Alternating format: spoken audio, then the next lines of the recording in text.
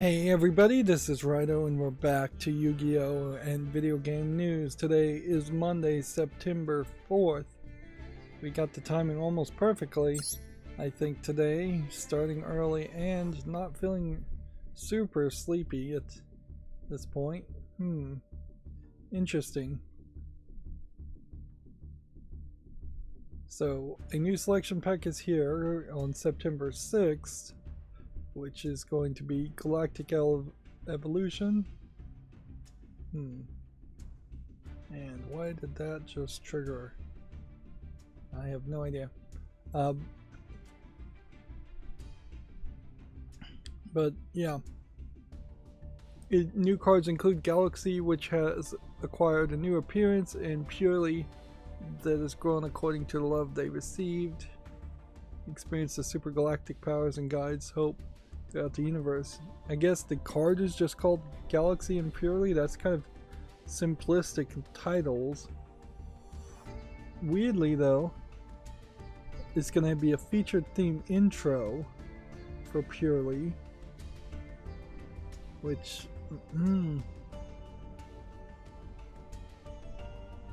definitely seems like there's a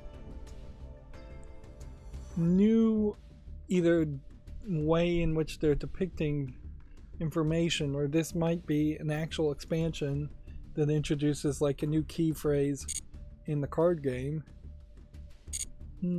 Well, that could be exciting. Certainly, it's been over a year and they really haven't introduced enough new content in the time since launch. Let's go ahead and hop in the shop and let's see what this is weird that this selection pack really wants you to, they're advertising everything as 100 gems instead of like spending less. Like, yeah, they're showing the lowest price, but the better price by far is to buy a 10 pack.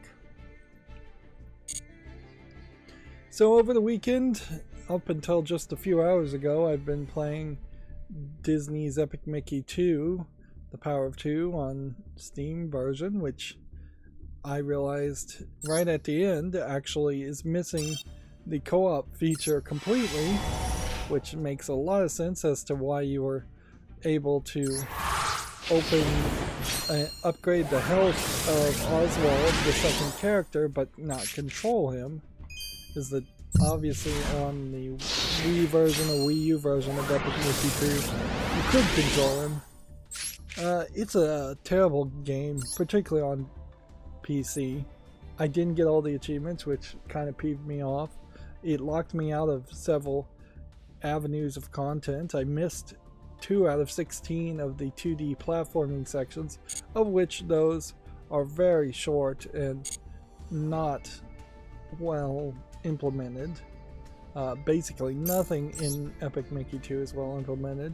I wonder if it isn't the case that Epic Mickey 1 maybe was a lot better and Epic Mickey 2 is just the leftover garbage that they had available. On top of that though, you also have just weirdness that comes down to the creative design with weird, creepy animatronic Mickey, not Mickey, but Donald, Daisy, and Goofy, that really don't play any role in the second game. But then that leads to more creepy visuals of like melted or animatronic Mickey Mouses in the background, and it's just very Tim Burton-esque, for lack of a better term, but I really wouldn't even call it Tim Burton-esque. It's creepier than that. And it just doesn't really have a place in the game. If they didn't have the creepiness, the game would look 100% like it was supposed to be for kids, but it plays really poorly in its design, but also in general in the fact that it it floats. It is a very tight double jump as far as the platforming, and the platforms are just barely close enough that you can land on them. So there were several spots where I spent a real long time trying to make a jump that I should have been able to make, and there's a lot more spots where I spent too much time trying to make jumps. And that's the main gameplay mechanic, is the 3D platforming. The 2D platforming is actually a little bit easier because there is less of it, and there's not a lot of places where they are actually asking you to jump to high spots. Plus, in the 2D platforming sections, there's multiple paths, where in the 3D platforming sections, there really aren't multiple paths, and that highlights yet another problem. I really could just go down a laundry list of issues. There's just a complete lack of polish in Epic Mickey 2, which it's ridiculous that Mickey Mouse is tied to it, particularly since it would have been better if it had been a Who Framed Roger Rabbit game. Then you could have said this is for adults visually pretty quickly, and people would have gotten it, I think, a lot better. And it would have given you a character with more personality, I think, too. Whereas Mickey Mouse himself, in this case, kind of playing as the Sorcerer's Apprentice from Fantasia, but that doesn't really mean anything. It doesn't really matter. He is very personality-less. He barely says anything in the entire game. Oswald talks a lot more. Oswald doesn't have much better of a personality. I really couldn't tell you much about him as a character, and I imagine they were probably hamstrung in the fact that Oswald the Lucky Rabbit is probably a nothing character who was in a few black and white cartoons, and that would have been it.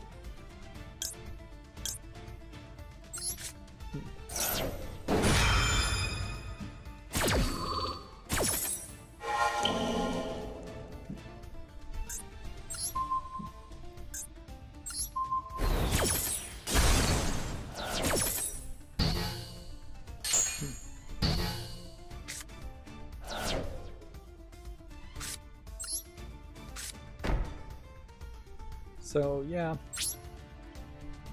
it's a real shame, to say the least. And on a certain level, as I now need to think about what's the next game to play,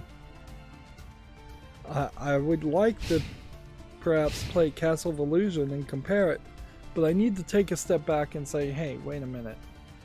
We just played a 20+ hour, way too long 3D platforming game with Mickey Mouse. It would be redundant to cover another platforming game with Mickey Mouse. I need to find something that probably isn't a platform and doesn't include Mickey Mouse. Maybe I could see myself playing a different platformer, but that's probably a mistake. And I could maybe see myself playing a different Mickey Mouse game, but that's probably a mistake too.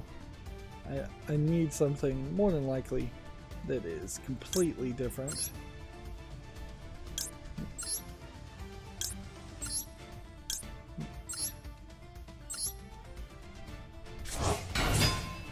I guess this trap card requires me to summon as many characters as possible, because it doesn't ask.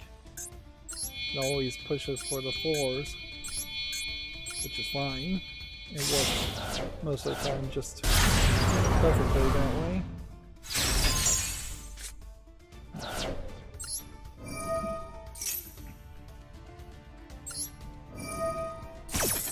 I am continuing to stream on Twitch with the footage, and seems like I'm getting maybe slightly more real people watching and real people commenting. I don't know though if Twitch is somehow manipulating its metrics in any way that I'm actually getting any closer to being able to upload videos. And even if I do get to that point, I guess I have to continue to push forward until recorded videos somehow make up the views and the average watch time and all of that.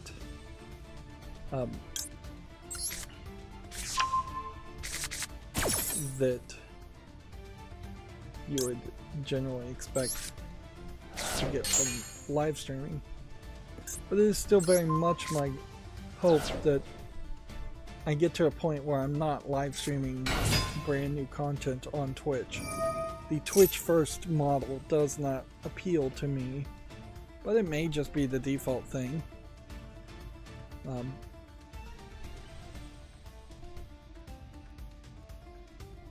And in all fairness, even if videos stream brand new on Twitch first, they won't, the pre-recorded footage at a slightly higher recorded quality will air for 6 months or more, usually somewhere between 3 and 6 months at minimum.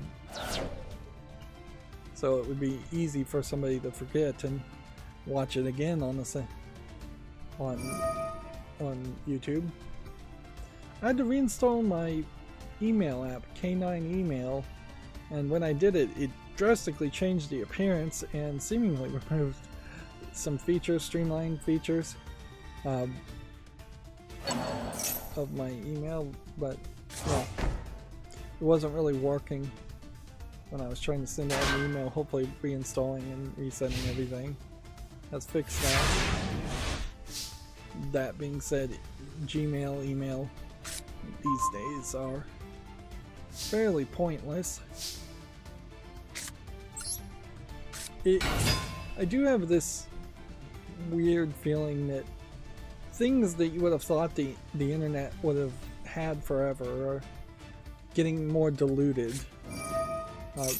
There definitely was a point where it was supposed to be everybody had their own personal web pages and individual websites, and that there would just be a large diversity of websites, and now it's just people go to Google, people go to YouTube, people go to Facebook, Twitter, things like that, but they go to Amazon.com, but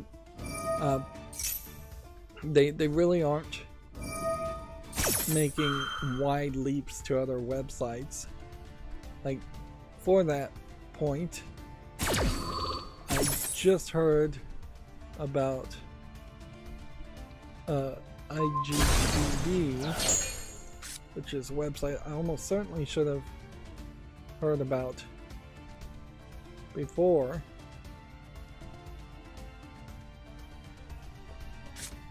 This is a internet games database that is owned by Twitch, and if I was going to think of a game in particular that,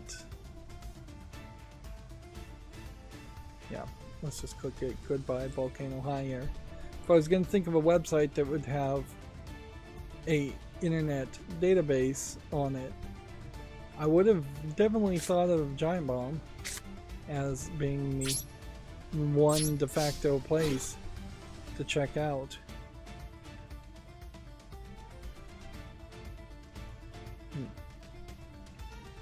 And this doesn't look terrible, and I assume this is the way in which Twitch can get more links to people who would want to watch this game and can get information. If anything, it feels like it's a much more cleaner interface than Giant Bomb's Wikipedia.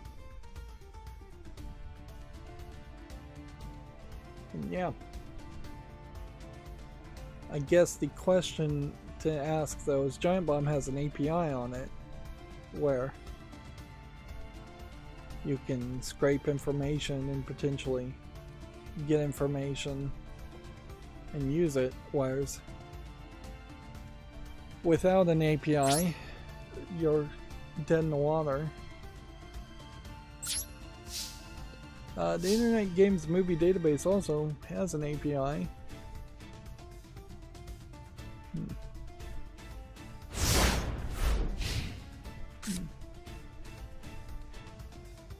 Let's see. Weirdly though,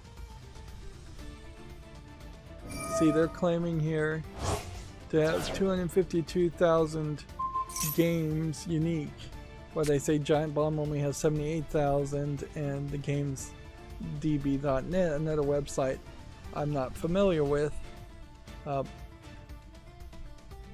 is only in the 70,000s, which maybe there really are only 70,000 games worth mentioning, and there's just a lot of junk here. They say they have encryption support where Giant Bomb seems to not have that. They say that they're the only one that allows you to build a competing product, which that's interesting. And then they their protocols and formats are JSONs, REST, and protobuf, which I'm not familiar with protobuf, whereas Giant Bomb is JSON and XML and REST and JSON-P. I'm not sure what the difference between JSON and JSON-P is, and frankly XML is probably not too different from JSON. And then the gamesdb.net is XML REST.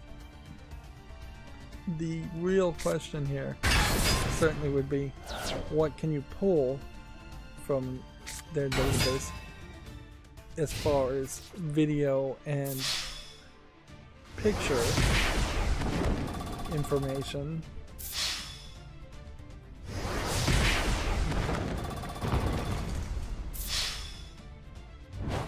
It's free for non-commercial use, and then they offer commercial partnerships for other projects.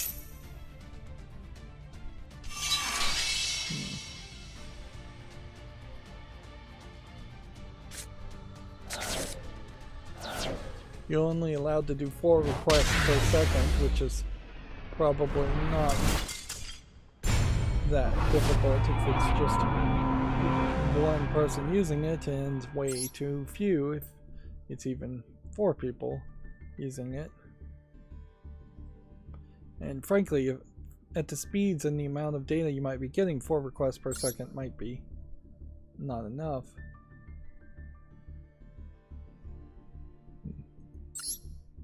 Apparently there are already some wrapper software such as Python that would help.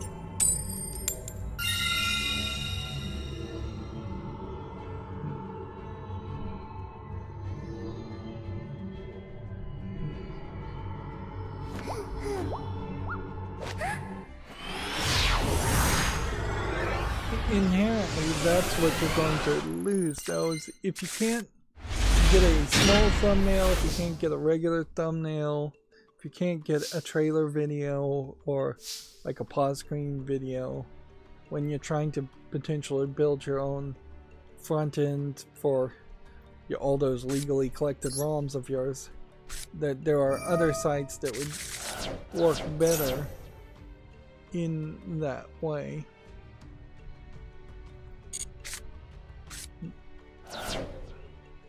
The actual text information is going to come down to just how accurate it is, and you'd really just have to double check and figure it out yourself. Now here's an interesting thing on this page, is they're letting you find out all the ESRB subcategories on top of the PEGI and Zero, which is Japanese. PEGI, I think, is European.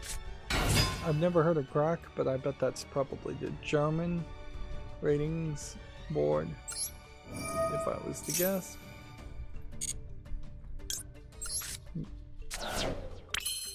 There's also one called Class, which might be something like the Chinese board, or it might be some other board.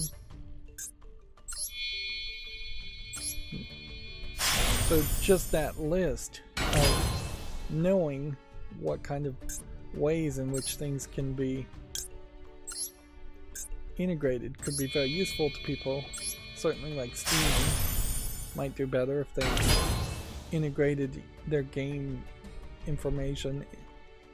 Although in all fairness, Steam getting games brand new is probably not going to get that much information from a internet games database type service.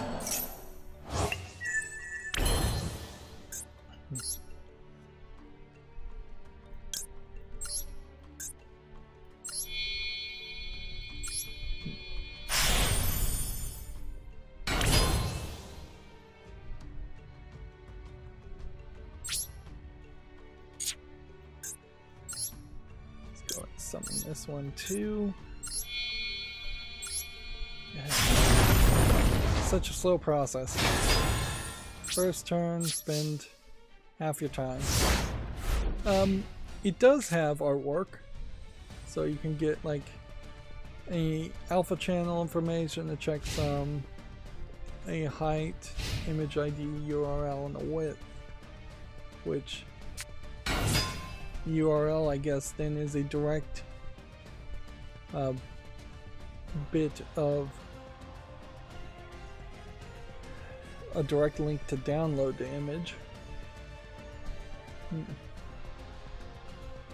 Then characters, character mugshots, collections, company information, company logos, company websites, cover art.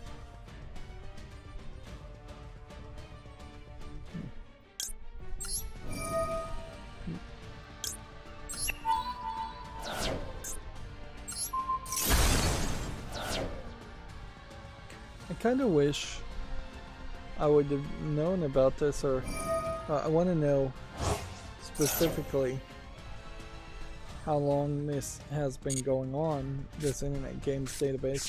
If it was acquired in 2019 by Twitch, it was acquired very quietly because I didn't hear about it. There's quite a long list here of categories. The only thing I'm not seeing is video. Nope, there is a game video. Section 2. Checksum, the game associated with it, the name of the video, and then a YouTube link or some kind of other URL. And they're straight up showing you how to use just Linux C URL to download it. If you were going to make a simplistic, like, script in Linux.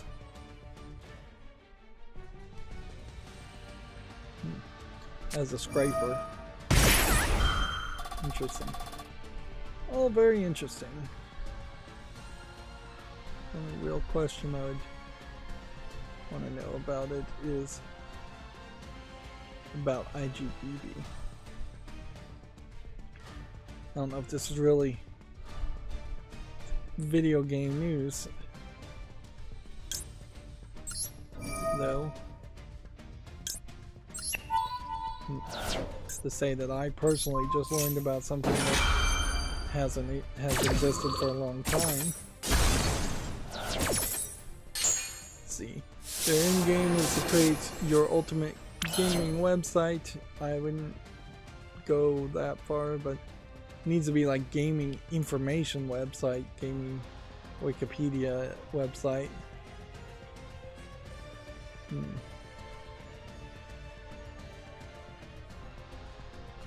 Not a lot in the About Us section. It's kind of small, clean interface.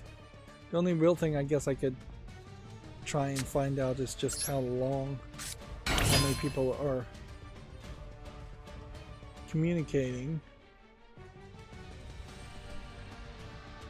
But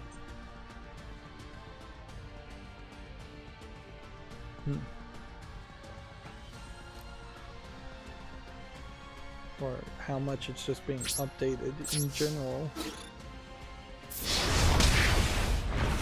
Because it could be a thing that the Discord is dead for this website and nobody's heard of it, or it could be that there's millions of contributors and I've just not heard of it.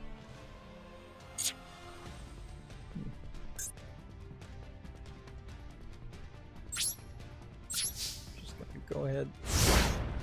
Wait a minute, why couldn't I summon Zeus there? I think I missed a move there. They are keeping up to date with events, certainly. So, if, say, this Super Mario Wonder Direct, let's click on this one. Let's see what that does. Seems to link to a YouTube video, which is funny that any of this is linking to YouTube videos at all.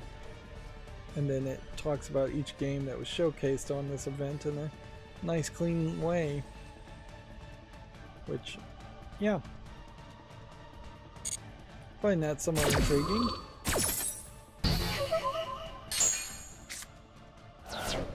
So I'm gonna have to play with IGDB a little bit more.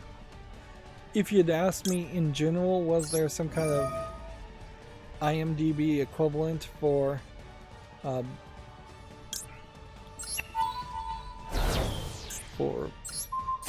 video games, I would have said sure it is Giant Bomb, but it is pretty obvious that somebody would have just used the IMDb initials and changed it slightly to, instead of Internet Movie Database, Internet Game Database.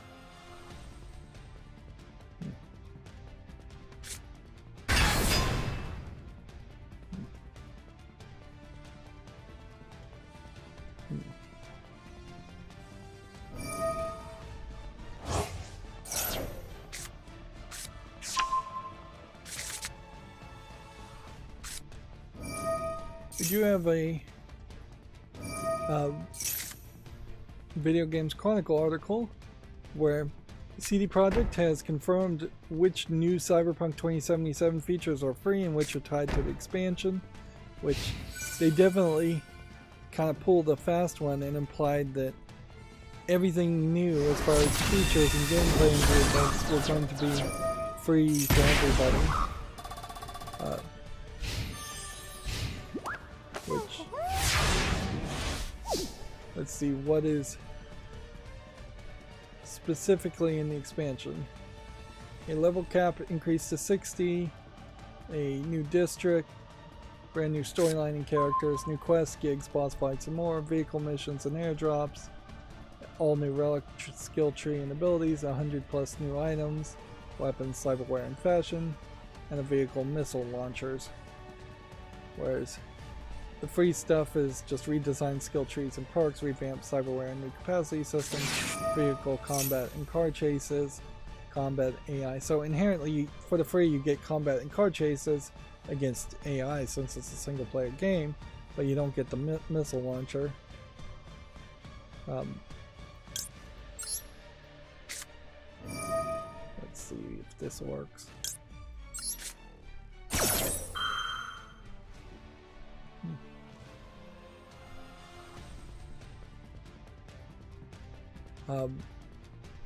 There's also a new police system and a UI and user experience, user interface, user experience, although I'm not sure what user experience really means, loot items, crafting changes, and new radio stations, including a community radio station called Growl FM.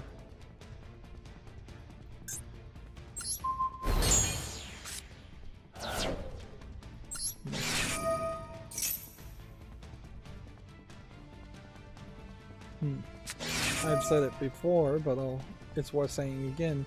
Even though these do sound like nice improvements and it does sound like Cyberpunk 2077, maybe in the prime state now, they've already lost my interest completely.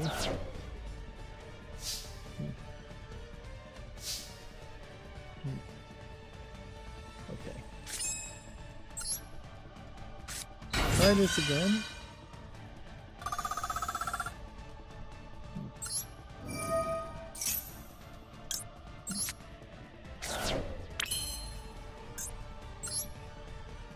We want to summon this. No.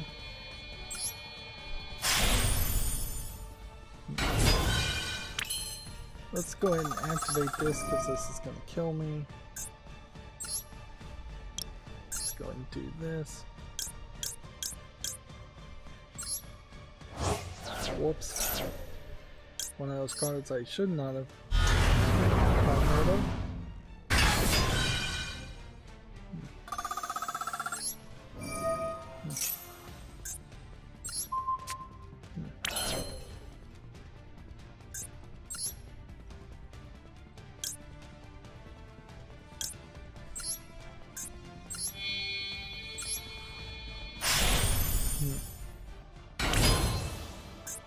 Should be able to pull this off. I may not win in a one-turn kill.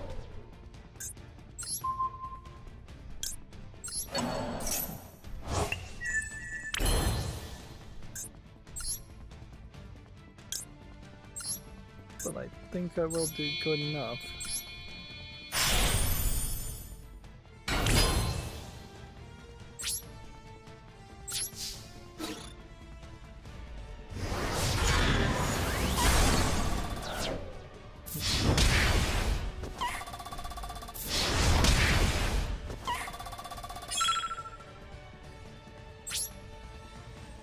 Go ahead and end the turn.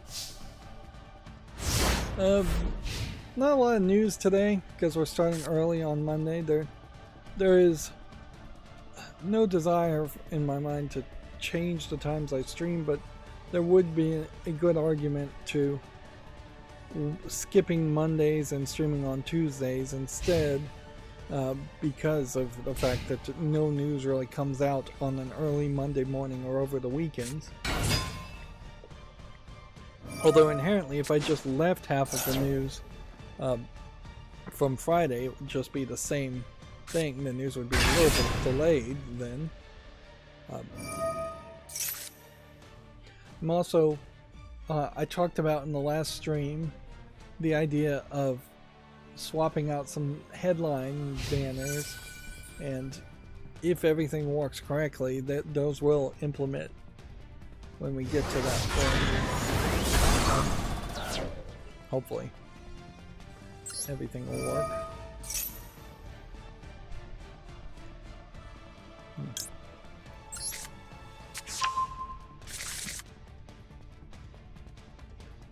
But yeah, apparently there's Video Games Chronicle has a Toshihiro Nagaoshi interview, and the quote here is, "I will not betray my fans."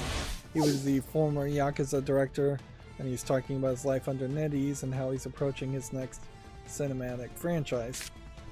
Which, I guess if you want to read that article, check it out on Video Games Chronicle. Now this is weird. The videos, the pictures are not fully loaded in.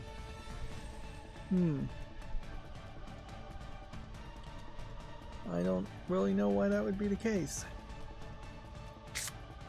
Let's go ahead and activate this.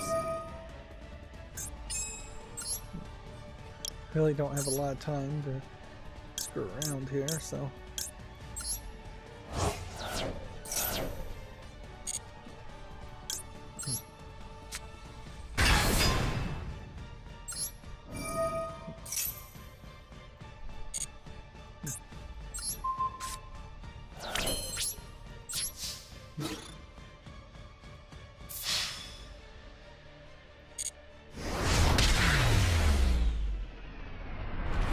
We want to take as many victories as possible while playing Duel in this early part of the month. before there's a new event that starts taking up all my time.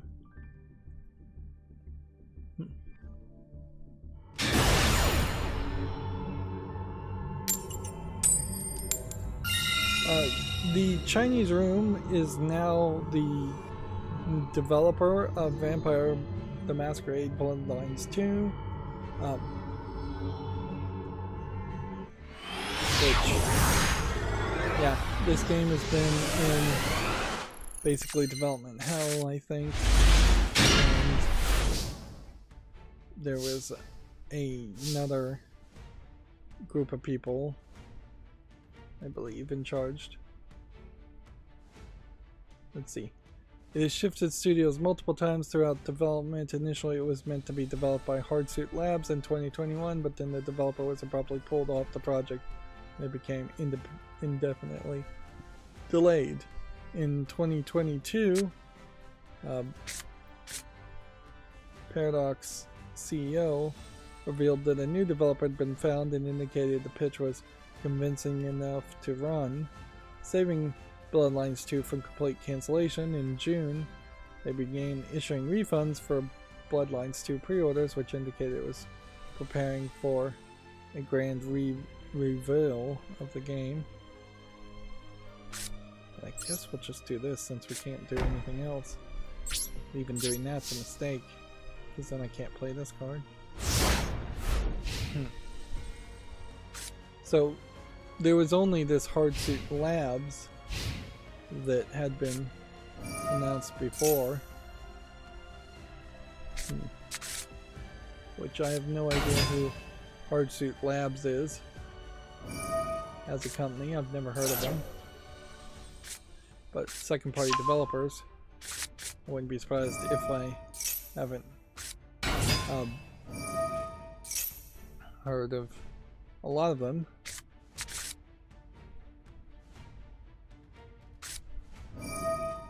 Let's see. Censored Gaming put out a video talking about how some of the drugs that are mentioned, such as joy and cigarettes and alcohol, that are mentioned in Lisa Definitive Edition have been censored on the PlayStation, whereas none of the other platforms, including the Switch, had that level of had any censorship seemingly at all. Lisa seems to be a very beloved niche RPG game. Visually, to me, it looks like nothing, but it must be telling a pretty good story. More people talk about Lisa these days than they do about Undertale, which arguably maybe Lisa and Undertale were both overhyped by some amount, by a large amount by mainstream video game journalists.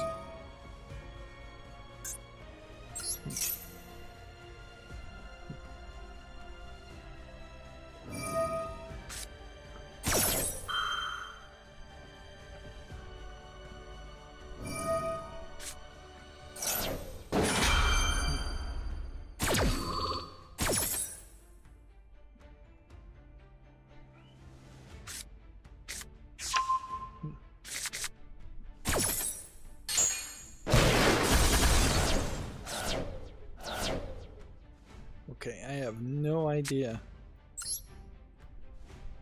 what he was playing for at that. But weirdly, I can't do anything anyways. Censored Game finally feels like, well, Dan, the person in charge of Censored Game, finally feels like he's starting to get back on the right foot of actually making content again in a reasonable amount of time, instead of being held down by terrible personal tragedies, although I still don't think he's really out of the worst of it. There is definitely this problem where there is a working homeless population in a lot of places, in this case the UK, where it's just too expensive to live somewhere. You can be working a job, you can making making enough money to feed and clothe yourself, but the housing just becomes a big problem. And even if it's not an expense, it may just be an availability. And in a lot of those situations, like they use that phrase, a lot of people are just one paycheck away from being homeless, and most United States people are potentially one paycheck away from being homeless, if they are living paycheck to paycheck, and they can just never catch up.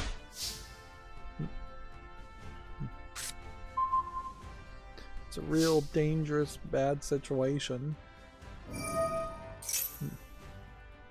And it's not like humans have always been in that situation either. A lot of people just would claim some land as their own and build their own house, and that would just be their home, their homestead. There wouldn't be fees, taxes, banks, and things like that.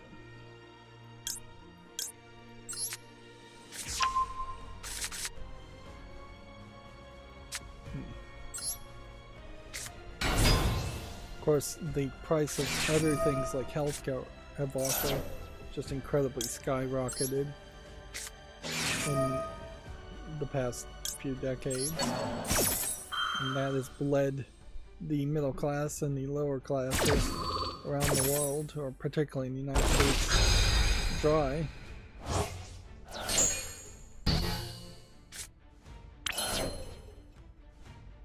And of course, people are getting paid less and less just due to inflation, even if they're not being officially given pay cuts or being fired and forced to take a lower paying job. Inflation has risen in the United States way more than the average raise has happened.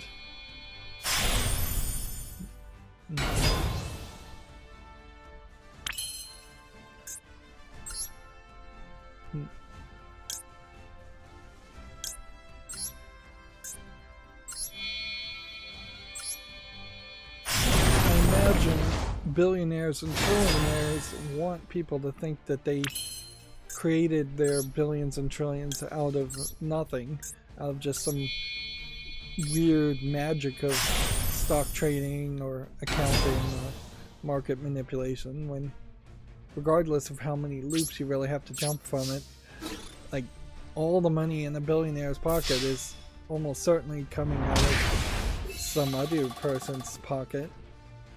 And that's why it's basically impossible, and this is an idea that was said in the Bible thousands of years ago. It's basically impossible for a rich man to get into heaven, in part because it's basically impossible for a rich person to morally become rich. It's just no way.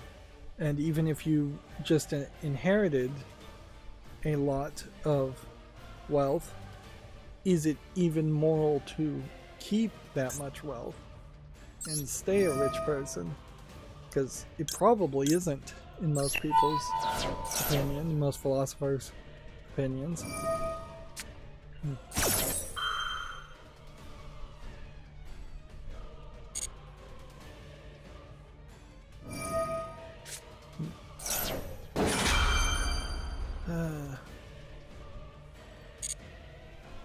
Are these two going to actually do anything?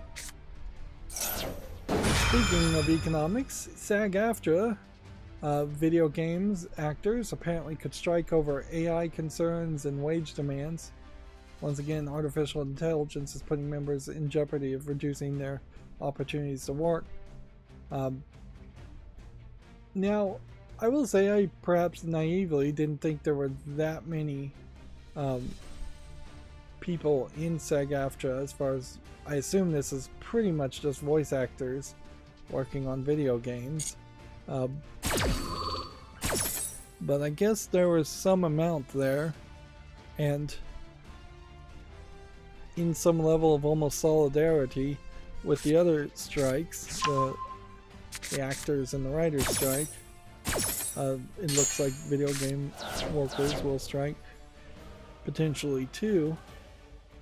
And yeah, I kind of naively thought they would leave video games alone, and thought that this would be perhaps a more of a heyday for video games, as they would become the form of entertainment that was still being made during the strikes and that people would turn to instead of watching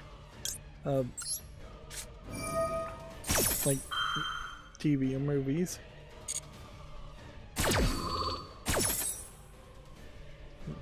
Although inherently, I guess, you're just not going to get the kind of general strike that needs to happen if strikes get divided and conquered between different industries or slight differences in different industries.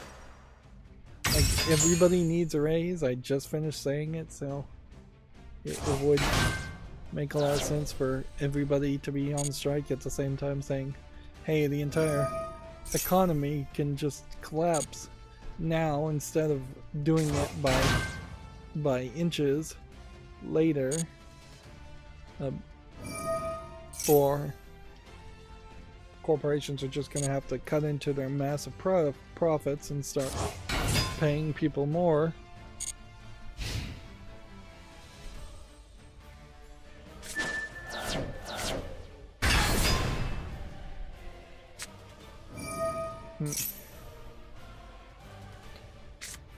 It'll be certainly interesting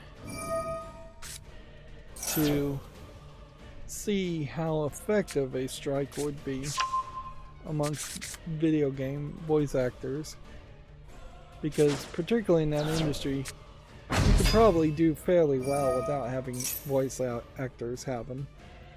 You could just opt to instead have text pop up on the screen. And I would say video game voice actors, which again I assume are the SAG-AFTRA people in video games, instead of programmers, which would be the CWA, Communication Workers of America Union. Like,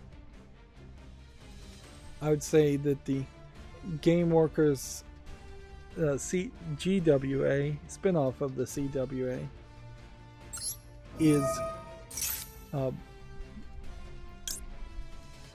almost certainly better suited and deserves to go on strike more than the voice actors do. Everybody potentially does deserves to demand better treatment, better work conditions, and better pay, but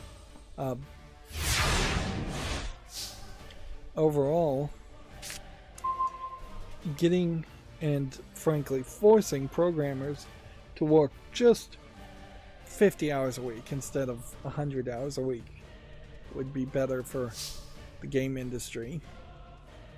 And we just had Baldur's Gate 3 come out, and that's a huge game, and it again potentially sets a precedent that cannot be upheld by other game developers.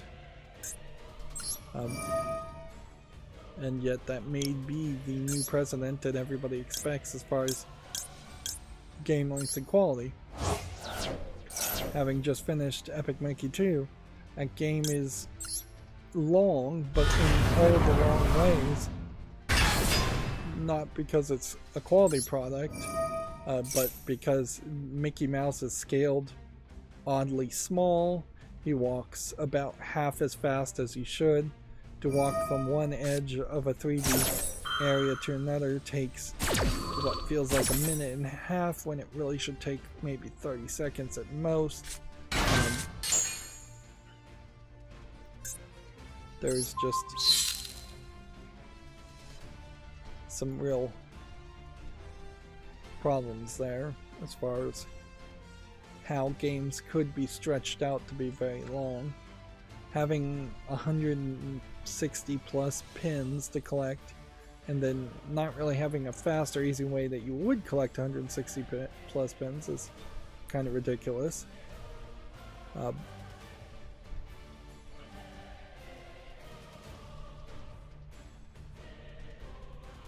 So yeah.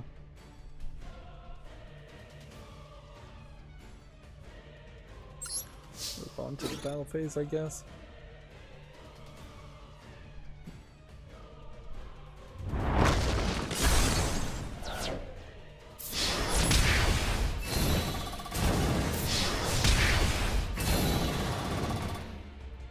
Probably should schedule some videos and take a day or two. It would make a lot of sense to play a Switch game also and take a little bit of a break. But yeah, if I take a break now while trying to stream to Twitch, and this is a problem inherently, even if I'm not trying to really be that successful at Twitch, just to be successful enough to upload videos is potentially meaning that I'm never going to feel confident that I can take a break. And it's way worse on Twitch that you have that feeling than on YouTube, whereas YouTube's metrics really don't matter that much in the short run. You can take a little bit of a break and have like one successful video and then take off 2 or 3 weeks and then only release another video that's successful and you're still fine. Whereas Twitch, it feels like you just gotta stream and stream and stream and stream and stream to get watch time up, get average viewers up. On top of that, the YouTube Shorts aspect, I think, has not even been addressed by Twitch at all. There's clips, but I don't think clips can easily be made, nor would I really have a way of making a clip without just uploading it on Twitch.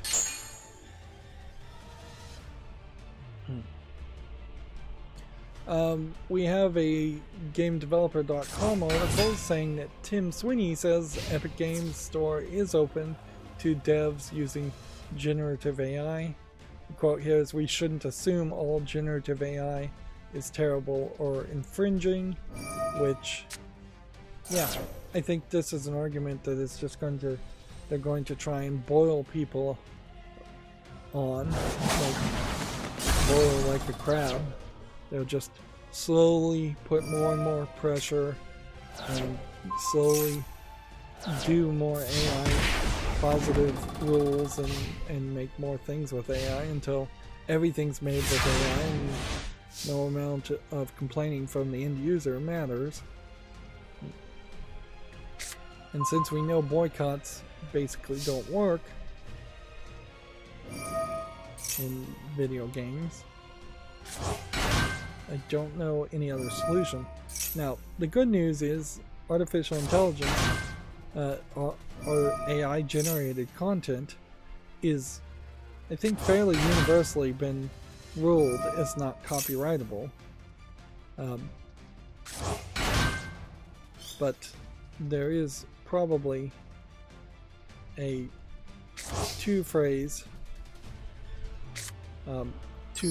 way of looking at that needs to be addressed more, because it isn't just that AI generated content it shouldn't be copyrightable. It should also really be looked at as copyright infringing based on what the base information going in is.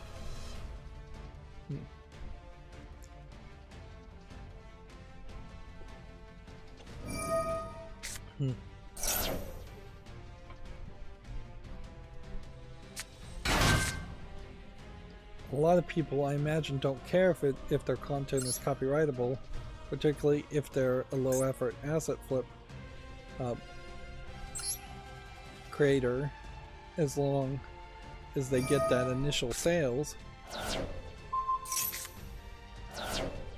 And currently, I would say all AI, for the most part, does look terrible, but that will change in a matter of months, if years at the longest. There almost certainly will be next generation artificial intelligence generated stuff that looks great.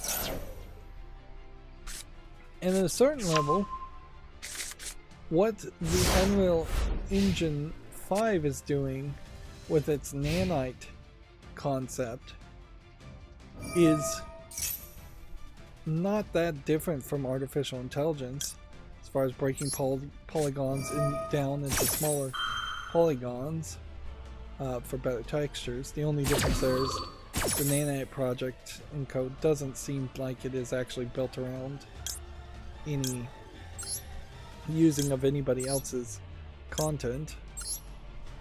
Deep learning super sampling is not that different either from AI, except for the fact that it is only sampling, usually I think, previous frames. But maybe I'm wrong about that. Maybe deep learning super sampling really is built off a base of copyrighted pictures of clouds, which it uses to render a frame of a cloud in a video game.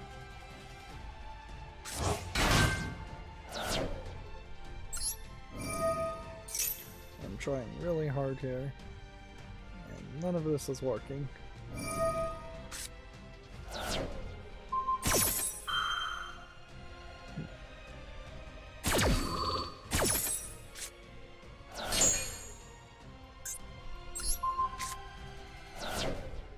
That field spell, I guess.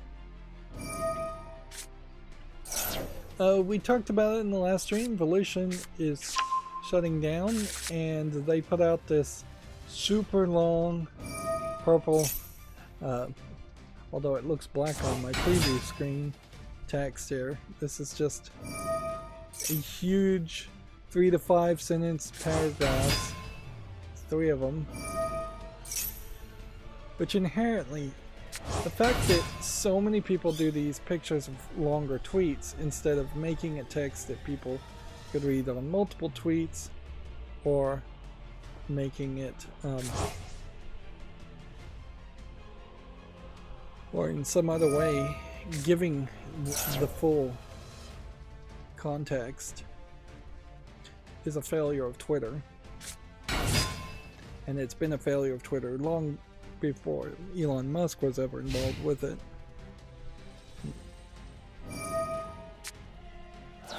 Which inherently, I guess that means the original concept of short text is a failure.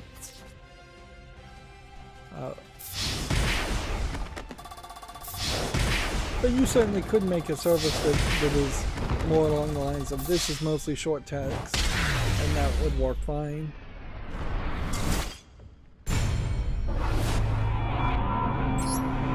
So, I believe the producer of Final Fantasy XVI was really pushing people to buy it on the PlayStation and not inherently assume that it was going to come to any other platforms.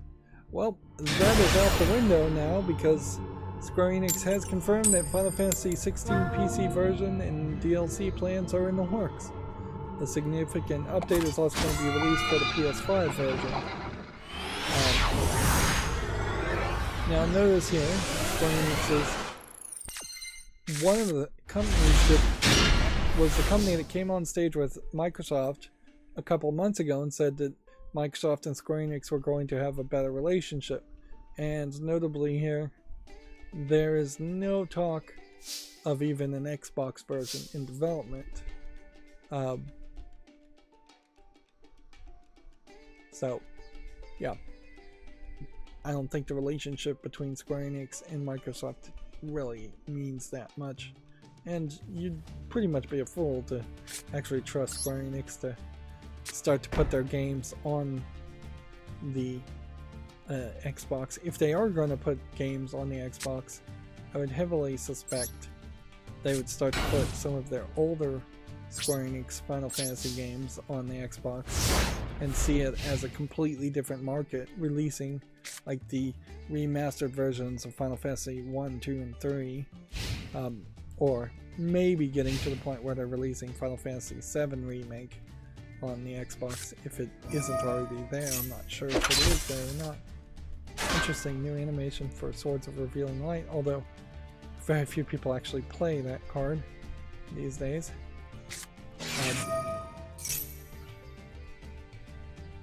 But yeah, we increasingly are seeing a new generation of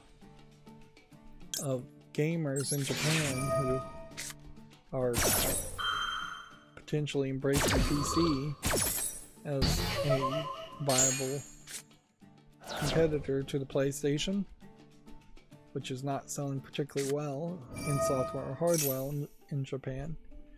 Now, the Nintendo Switch is still a Nintendo product with Nintendo exclusives, so it's selling incredibly well in Japan, and unfortunately the Famitsu sales for hardware doesn't include PC, so we can't really get good comparisons from my sources as far as what PC softwares would be, sales would be.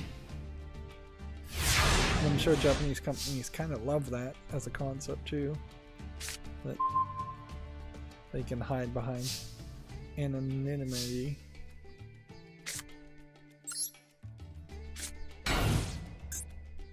Okay, well, can't actually attack with that, come to think of it.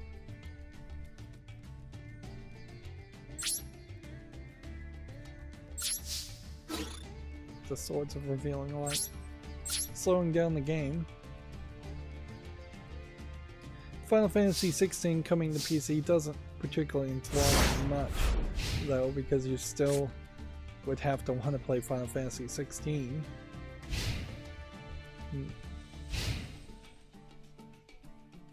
Let's see. The National Video Game Museum is again asking people to vote for them winning in the Best Museum category of the Dallas Observer, but they are specifically also asking you to only review them if you've actually been to the museum.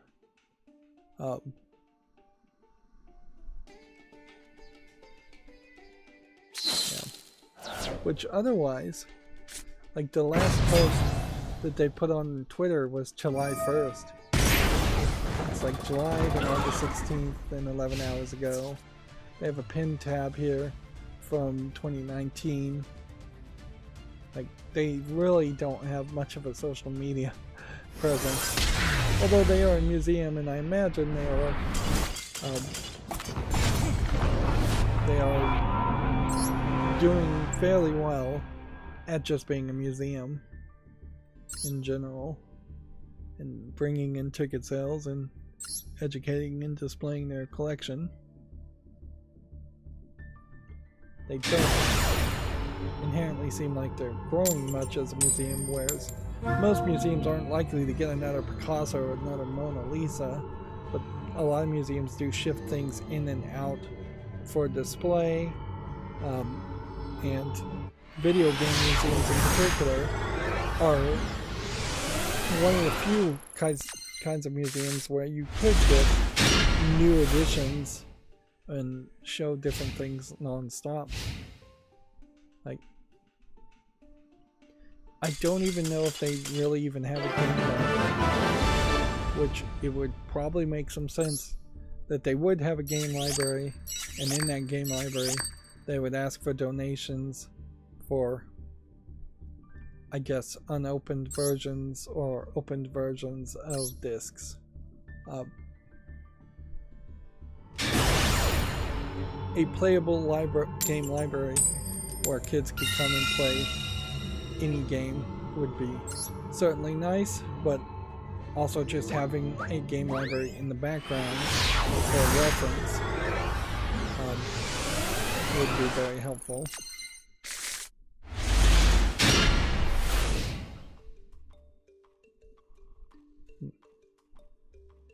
Moving on, GameDeveloper.com says Yoko Taro's global version of Sinnoh Alice will shut down in November. Square Enix is calling quits on another mobile title this year. My mobile title, Destiny Child, ends September 21st. So I only have a couple more weeks before Destiny Child is fully finished. And yeah, I'm still working on it and trying to get as much unlocked as possible, and I think I'm doing a pretty good job on it. There was a trick as far as one of the gameplay modes can be reset and done 4 times, and that is the best way to get gold, and gold is the thing that I can use the most of right now as a currency. So had I been playing better, I could have had more gold. I could have potentially gotten a little bit further than I probably will get. But I feel like I'm going to miss one spa skin at most, because it was a crossover event character, which doesn't mean I can't get the spa skin, but I'm highly unlikely to get it. And that's a lot of the reason on that is because I didn't actually play the spas at all, and I should have. Went back when the game was thriving. And then I might miss one skin from what they call the Rebirth Lab, and I probably will miss a bunch of Peppets, and I might miss 2 or 3 of the items called Soul Carters, which are just cards. But overall, hundreds of characters, hundreds of outfits, all of the backstory should be unlocked, unless something goes really wrong. I guess if I ended up just incapacitated for the next 2 weeks, there might be a problem there, but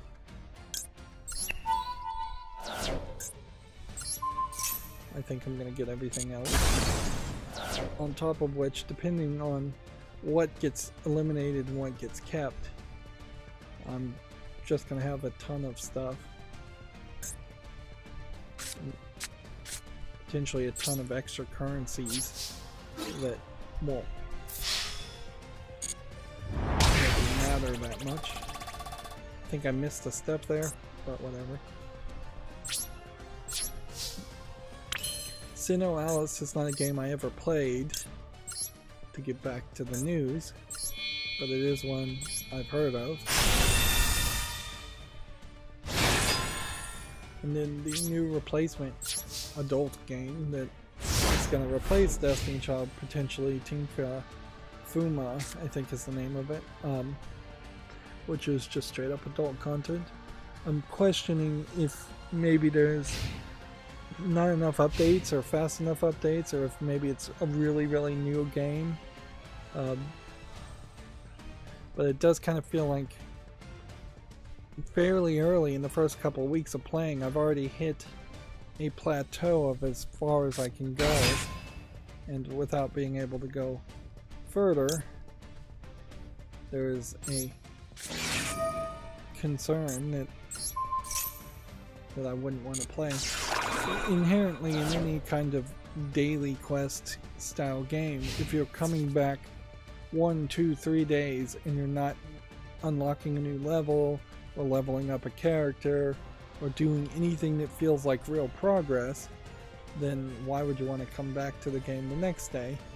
And once you get out of the habit of a daily quest style game, you are unlikely to get back into the habit.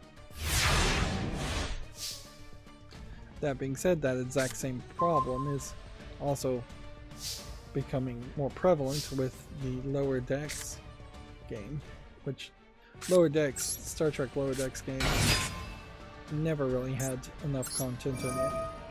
It's too slow of an experience.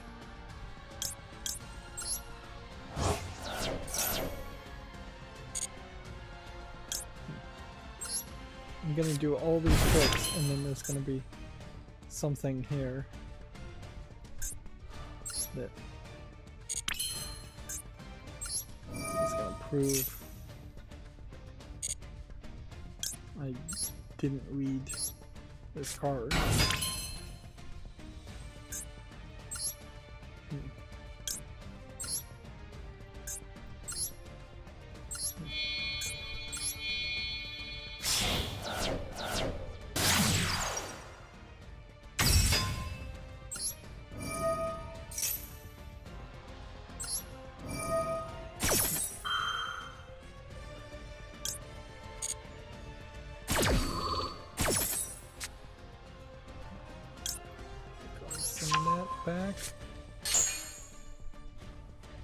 Put that in the graveyard.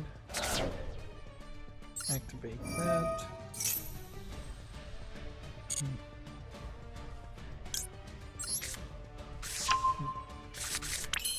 This needs to be the last game. I've perhaps been paying a little bit more attention than I normally would.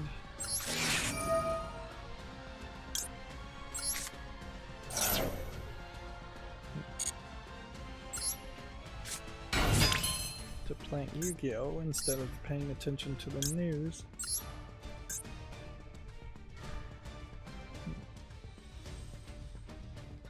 I guess we have to do this now.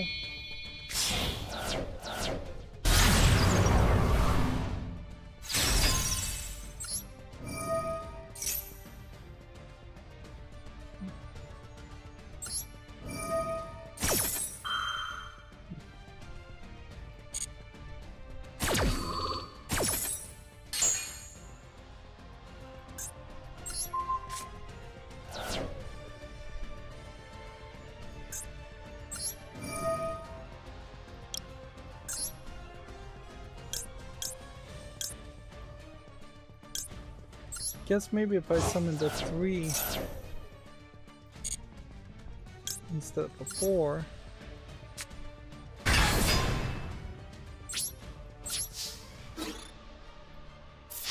So yeah, unless this guy had a Rydo or something to prevent him from taking any damage,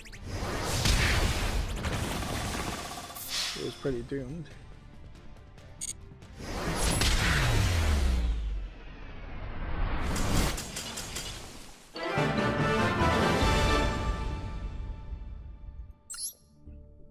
So yeah, end on a victory. We're still getting what seems like the same old cards. Still a lot of work though to work up to ranked. We're gonna have to just get a lot of victories. Let's see, I imagine got most of the daily quests. Yep, solo mode, login. Today is the 4th. We've logged in 3 days. I'm already 1 day behind. That's not super surprising. Right. So what I've been doing before with the web peak, when I was done with Yu-Gi-Oh, is I've been grabbing my keyboard and pushing a shortcut to trigger the next automation. And that's something I want to try to avoid and have everything just mouse and keyboard controlled and triggered in other ways. So we're gonna try that and see if that kicks in. So inherently that means that the Yu-Gi-Oh will stay at the top right for a brief second as we finish the big news stories, and then it will go away. Larry Erb, formerly known as Major Nelson, and I think that is his new title, is formerly known as Major Nelson, has once again been tweeting some weird stuff. On one hand, he's playing Starfield. On the other hand, he's bought a Flipper Zero hacking tool, which is okay, a little weird. And then on the other hand, on the 1st, he was visiting Apple. So we've seen him visit Nintendo, we've seen him visit Apple. I never saw him do any kind of visiting or tweet about visiting any other potential competitor to Microsoft. Would Larry Erb be a good addition to Apple, particularly Apple's lack of interest in gaming, if they wanted to actually be interested in gaming? Potentially, although I don't know. The fact that we've seen him somewhat publicly visit / I assume interview or do a soft interview for Nintendo of America and Apple really makes it feel like he was really sidelined and fired as an employee and just did not see it coming, because it definitely doesn't feel like he's just taking some time off, or that he is had something lined up. But yeah. He might very well just be trolling, too. He may have a job lined up completely, and then he's visiting Nintendo and Apple just to throw people off. Which, yeah. I'm still not 100% sure that I would believe he's just going to end up working with a game company and wouldn't end up working in a slightly different industry completely. When you are at a certain level of management, the BS you do and that you're required to do as a manager is pretty interchangeable. You're hiring people, firing, you're setting project goals, you're evaluating whether divisions and departments meet project goals. You don't really need to know about whatever the widget that's being produced. It might be helpful if you know about it, certainly, but you don't really have to have a passion for it. I also wanted to point out that Second Dinner is hiring again. They're looking for a lead, I assume that's project manager, for an unannounced super fun video game, an associate director of data, a senior security engineer, and a senior video effects artist. Which, yeah. There really is no reason to have any faith in Second Dinner or Ben Brode, but one of the things I did say in my initial disappointment with Marvel Snap, which was fairly early, basically the first day I played Marvel Snap, I found it lackluster. But one of the things I said fairly early is that maybe they are just getting some funding and some income from Marvel Snap, and we're going to see something much closer to Hearthstone as their second game. We can always live in hope that that's the case. I just wouldn't say live in a lot of hope that that's in the case. It'll be certainly interesting to see what they announce, and those hiring positions don't really mean anything. We had already talked about that game, so that's that. There is the PlayStation PC publisher sale still going on, and I guess there's the Strategy Fest still going on, which I haven't really been doing anything with that. The PAX West exhibition is also happening, so you're having effectively two events overlapping each other on Steam. Let's see if the PAX West event is giving any kind of stickers or anything. Wow. One of the things that I notice here is how much of this art really looks like older games, but they are new names. Maybe in my mind I've finally just seen it all. Some of these games though definitely are older games. But yeah. Not every thumbnail certainly can be a can be completely new and creative. They're all going to be kind of cartoony and colorful, or they're going to try to be realistic in their graphics, and then they usually have a cartoony logo even at that to jump out. If somebody did have either very, very colorful, like this Castle Crushers, which jumps out, or just a striking black and white art style, that might stand out too. I think there's also something to be said with scale, in that a lot of these thumbnails are probably a little too small from my monitor looking 8 feet away. But yeah, no stickers there. Weirdly, Larry Herb, I guess not at PAX West. Which there is kind of a high amount of that happening, certainly too, where somebody that works for the video game industry does not go to events that are more for fans like PAX. I don't think anybody of note actually goes to PAX. Maybe the developer of Psychonauts 2, Double Fine's CEO, maybe he goes to PAX, and that's about it. But yeah, it would potentially make some sense for Reggie Fils-Aimé, who has nothing to lose, to potentially go to an event like PAX and maybe do signings, or maybe give a speech there, if they even do speeches at PAX. I'm not sure they do. Or just walk around. But I guess PAX also is weirdly not a place where you're likely to see new games at all. PAX West, it was the original PAX. It would make all the sense in the world for next year for a PAX West to happen a few weeks, if not a month or two, before the time that an E3 would happen, and that they would really try to claim that time for their own.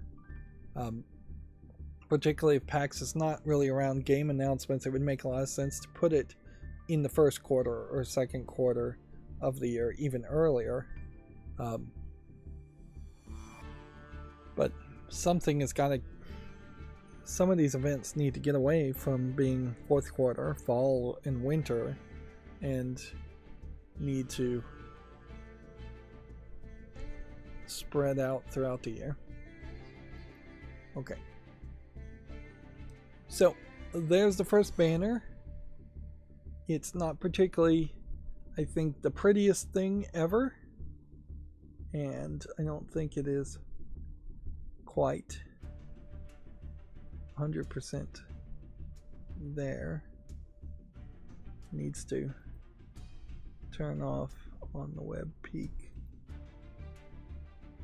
the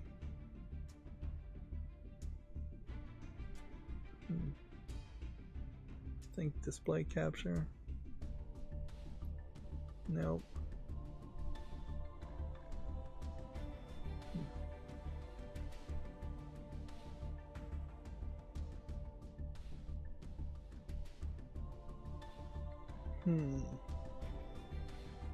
Where is it? Game capture is turned off.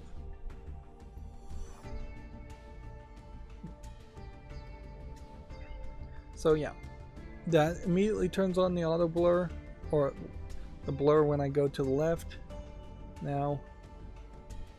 But weirdly, I didn't update the blur, so blur would be showing me the text crawl instead of showing this banner. But it will look, I think, a little bit better. It's actually quite the trick, I will point out, to get this color gradient. You can get a color gradient using text on OBS, and there are plugins to make gradients, but I didn't want to install more plugins. I want to use less plugins. So what I was able to do is find a full square block ASCII font. So some of the Unicodes that is just all the pixels are black, or all the pixels are solid instead of see-through, and then copy that same character over and over again. So what you're actually seeing on the gradient is a bunch of characters of full pixel, and then the color gradient on the text as a feature in OBS is making it a gradient, which when you get to gamedeveloper.com, if it was correct here and lined up, that's supposed to copy this gradient here. Although noticeably, a giant gradient at the top as a banner is in no way comparable to a thin gradient here. And I don't think it's quite the same colors, but I tried to get as close as I can. You get a color picker option in OBS where you can just click over a pixel and collect that color, but it to get the exact metrics, I'd probably have to look at the HTML code and struggle with that.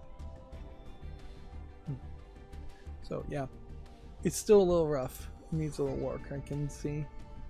But the point of having the banner instead of having the crawl is that the crawl up until this point would have already covered the news that we're covering, and the banner is a way of saying, hey, we are in the news, we're looking at Video Games Chronicle, here's a cross-reference back to Video Games Chronicle. So the asterisk news, asterisk Video Games Chronicle, asterisk news, asterisk at the top, and then https www.videogameschronicle.com.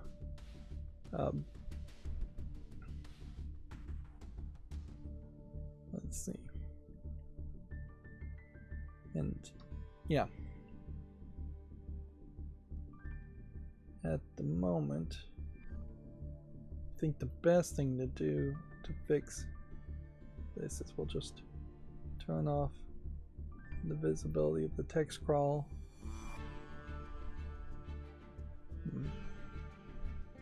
There we go. That'll fix that. So we don't really have a ton of video game news to talk about from Video Games Chronicle or any source today. Again, because I started early. But Starfield hit over 230,000 concurrent players in the first 2 hours of Steam. We should actually check that out and see what the peak is now. There's 199,558 people playing right now.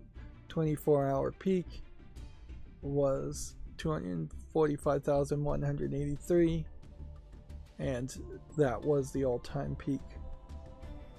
Now, since September 1st, when people had to pre-order, it seems like it is moving up to higher and higher peaks, but there are also certainly some times here in which people aren't playing. 8 o'clock UTC seems to be the valley. 8-9 UTC, which, yeah, I imagine that is in the Western world a poor time to be playing. Let's see. It's weird that they're using that measurement, though, universal time, and not letting you convert it to local time. But yeah, if I was to guess,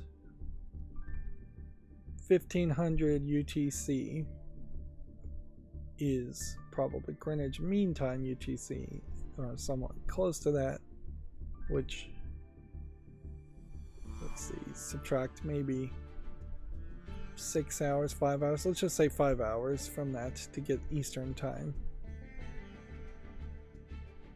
So 1500 would be about 10 o'clock in the morning to a peak of 5 o'clock in the evening, or 3 o'clock in the evening, afternoon, which would make sense. Then little drops as you approach what would probably be, let's see, 0 would be 24, subtract 5 from that, and then you would have 1900, 7 o'clock, 8 o'clock in the evening.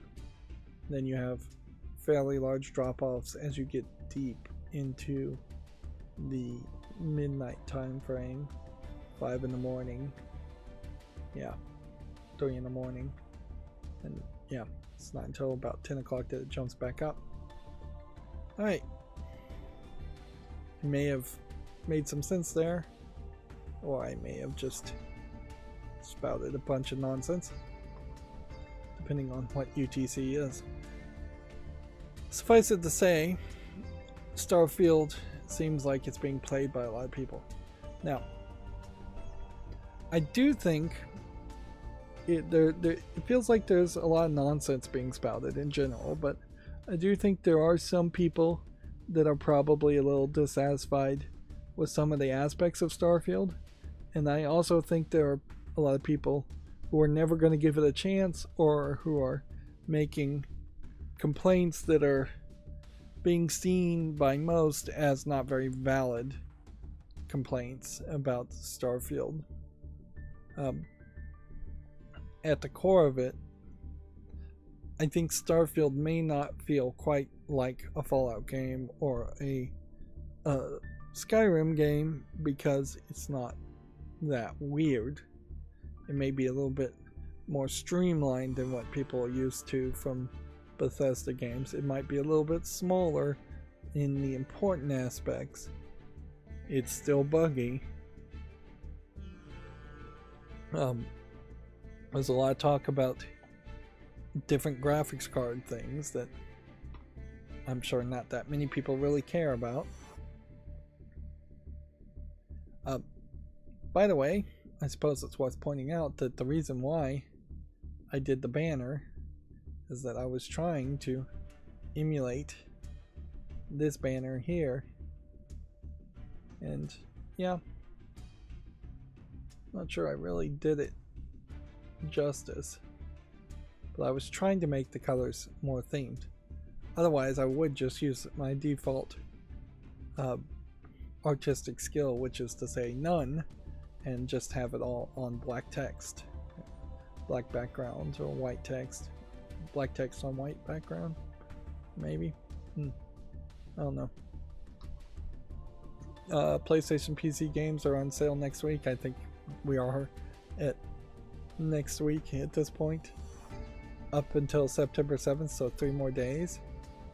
FromSoft is investigating Armored Core 6 PC save data issues. None of these stories are new.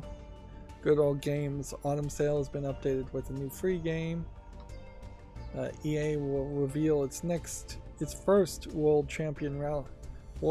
Rally Championship game next week, so yeah, September 5th, tomorrow. This looks like this is new. Chinese Room taking over Vampires the Masquerade Bloodlines 2, which guess we've got the time, so let's just hit play on the announcement trailer and see what it looks like, even though it's blurred and small.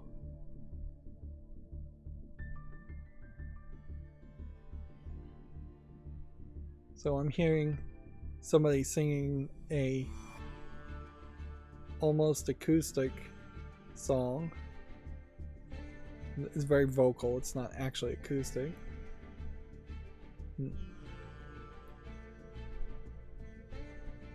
Now the bass has dropped.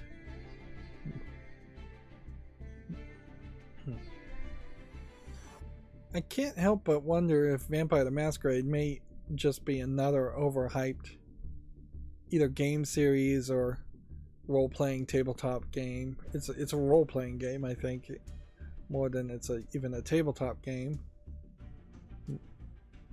But yeah, I wouldn't be surprised if very few people actually play Vampire the Masquerade in any form factor, and it just gets talked about by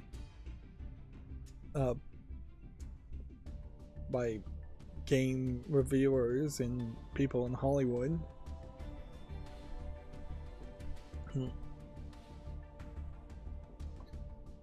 There definitely are writers for TV and movies that just lean on the same tropes, like, oh, we need to make a Halloween episode, let's have some LARPers that think they're vampires, let's have some goth people. Let's see, we had already talked about this, but Video Games Chronicle has it too. Actors Union SAG-AFTRA could launch a video game strike over the wages in AI. Inherently though, if they striked just on wages, then that changes some things in some states. So throwing AI in there as another aspect is helpful, even though it's probably something that they would only be a little bit concerned about. I assume these are just SAG-AFTRA people. That kind of looks like Carrot Top, but I'm not sure Carrot Top is. It would even look that young.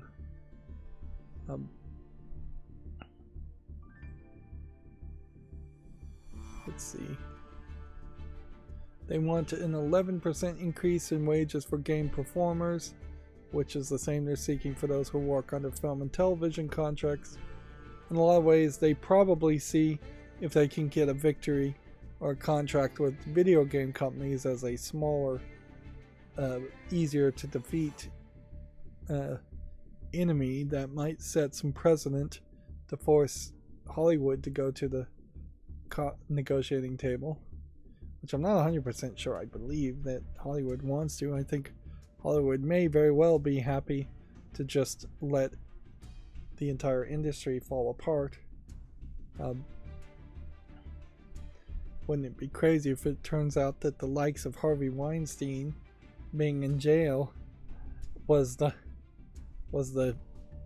last straw as far as anybody being in a position of power being willing to negotiate with the unions, although I doubt that's really the case. I don't know anything about Harvey Weinstein's business practices, and it probably, if I was to guess, was just as cutthroat as all the other Hollywood production companies.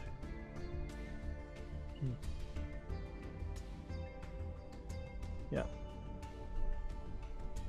The companies in negotiation include Activision, Disney, EA, Epic Games, Insomniac, Take-Two Productions, and WB Games. Which, yeah, Activision Blizzard has their own thing going on.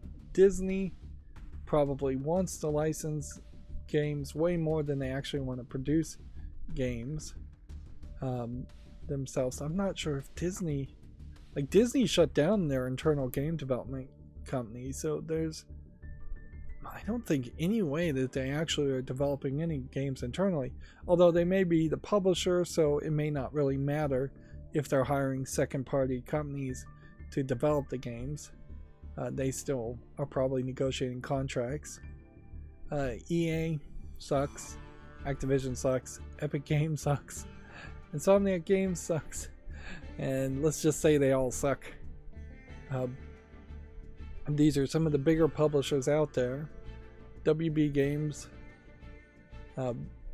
definitely some of these have real reasons why they couldn't possibly agree to anything unless Warner Brothers in general agreed to a contract, because Warner Brothers as a parent company is not going to let their subsidiary Warner Brothers Games agree to anything. Same is true for Disney. If a significant number of these companies went out of business or were just being struck for a very long time, or just lost at the very least the ability to have voice acting in their games, it might be better for the game industry in the same way that a small collapse in the stock market could potentially be a good adjustment cooling off period in general. We have this ever increasing demand for bigger and bigger budget games, which a lot of that demand is coming from the production companies and not the actual gamers themselves. But if all of a sudden several of the big players in the game industry said, actually we can't make a $70 AAA game that's 200 hours plus, full of games as services and microtransactions and DLC. All we can afford to make is a $60 game that is maybe closer to a AA quality game without games as a service, without DLC, without microtransactions. Although it is a big stretch to say if they lost voice acting that would be the case. If anything, they'd almost have to just come together and collude to make smaller games in general for the same price, almost certainly, as a way of combating things like Baldur's Gate 3, which is really controlling the narrative on how much quality should be in a game and how long a game should be. It has set a major example, and now a lot of companies like WB Games are going to struggle to reach that standard of quality by raising the bar. Let's see, Nintendo showcased 20 minutes of Mario Bros. Wonder gameplay. After that Nintendo showcase, though, there's really nothing else said about it, which maybe that's a bit of a problem in general with some of these Nintendo Directs, is that they are too scripted, too controlled as far as the messages go. Maybe they come out a little too early. I imagine little kids might be somewhat hyped on this. This does highlight something with the elephants, that these kind of elephants in this style of anthropomorphic elements standing on their hind legs would almost certainly be seen in a Disney movie or Disney animated short. That Disney should own this art style, and you should be seeing elephants like that fairly frequently, whereas there was Fantasia with the dancing elephants, and maybe Dumbo, and then Fantasia 2000, and that's probably the last time we saw the dancing elephants. Was the sequel to Fantasia that nobody even, I'm sure, remembers, which that highlights the bigger problem. As I was playing Epic Mickey, is that Disney has just really dropped the ball with Mickey, Donald, Goofy. All of those characters should be getting shorts, like a new short from at least one of them should be coming out every month on Disney Plus. It should be a big deal, even if it's only 5 minutes long. But they should constantly make Mickey Mouse and Friends cartoons to keep them relevant, because that's going to be very hard, as it is 60 plus years old, I would imagine now. But also, Mickey should be the Mario equivalent in video games. He should have, there is Disney Speedsters, so he is in a racing game, but there should be like a Disney Mario Party equivalent.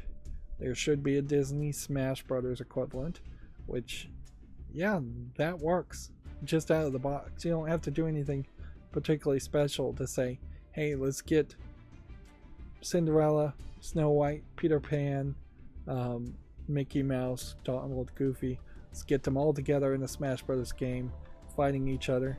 I don't think Disney really wants Mickey Mouse to be violent, so maybe you have to figure out something around that. But a Mickey Mouse Splatoon game, something like that, would make sense. Mickey Mouse in 2D platformers like this Mario Bros. Wonder is obvious. There should be a longer series of those type of games coming out. Mickey Mouse in 3D platformers like Mario Odyssey, pretty obvious, should exist. Like anywhere you see Mario, just replace that with Mickey. A Mickey big production movie would make sense. It would make a lot more sense that a Mickey Mouse 2-hour movie would sell better than Sonic and Sonic 2 would. And Sonic and Sonic 2 sold very well. I wouldn't really expect it to do better than the Mario movie, but maybe.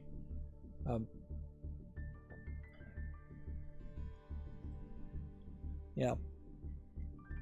They really should get back to their roots with the animation stuff and slow down a little bit on the Marvel movies, slow down a little bit on the Star Wars content. Yeah. And yeah, you're gonna have people boycotting Disney for a lot of different reasons. That's always gonna happen, but you just ignore that part and get back to business. Also, they need to heavily diversify more away from their Disneyland, Disney World locations, because that's something that I'm sure is going to lose income eventually as the ticket prices go up and up and up. There's another problem with Epic Mickey 2 is that the locations were loosely based on Disneyland, but it really wasn't a good comparison to Disneyland.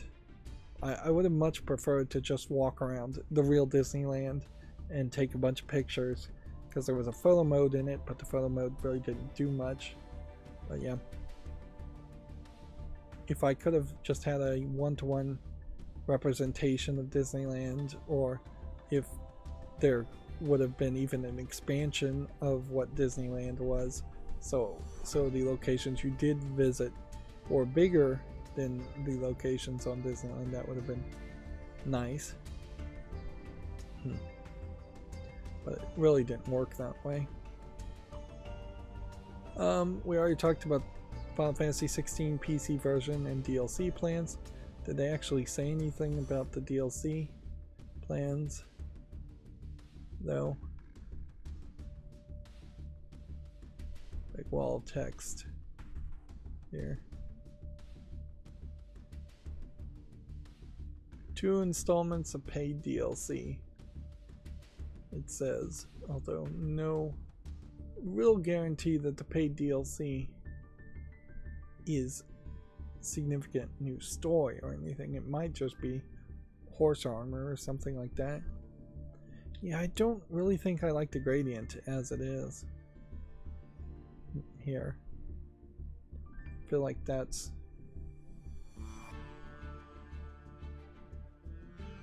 it doesn't blend in well when I stop like that. And then Bethesda execs say that Redfall, here we can go ahead and reload this so it looks better.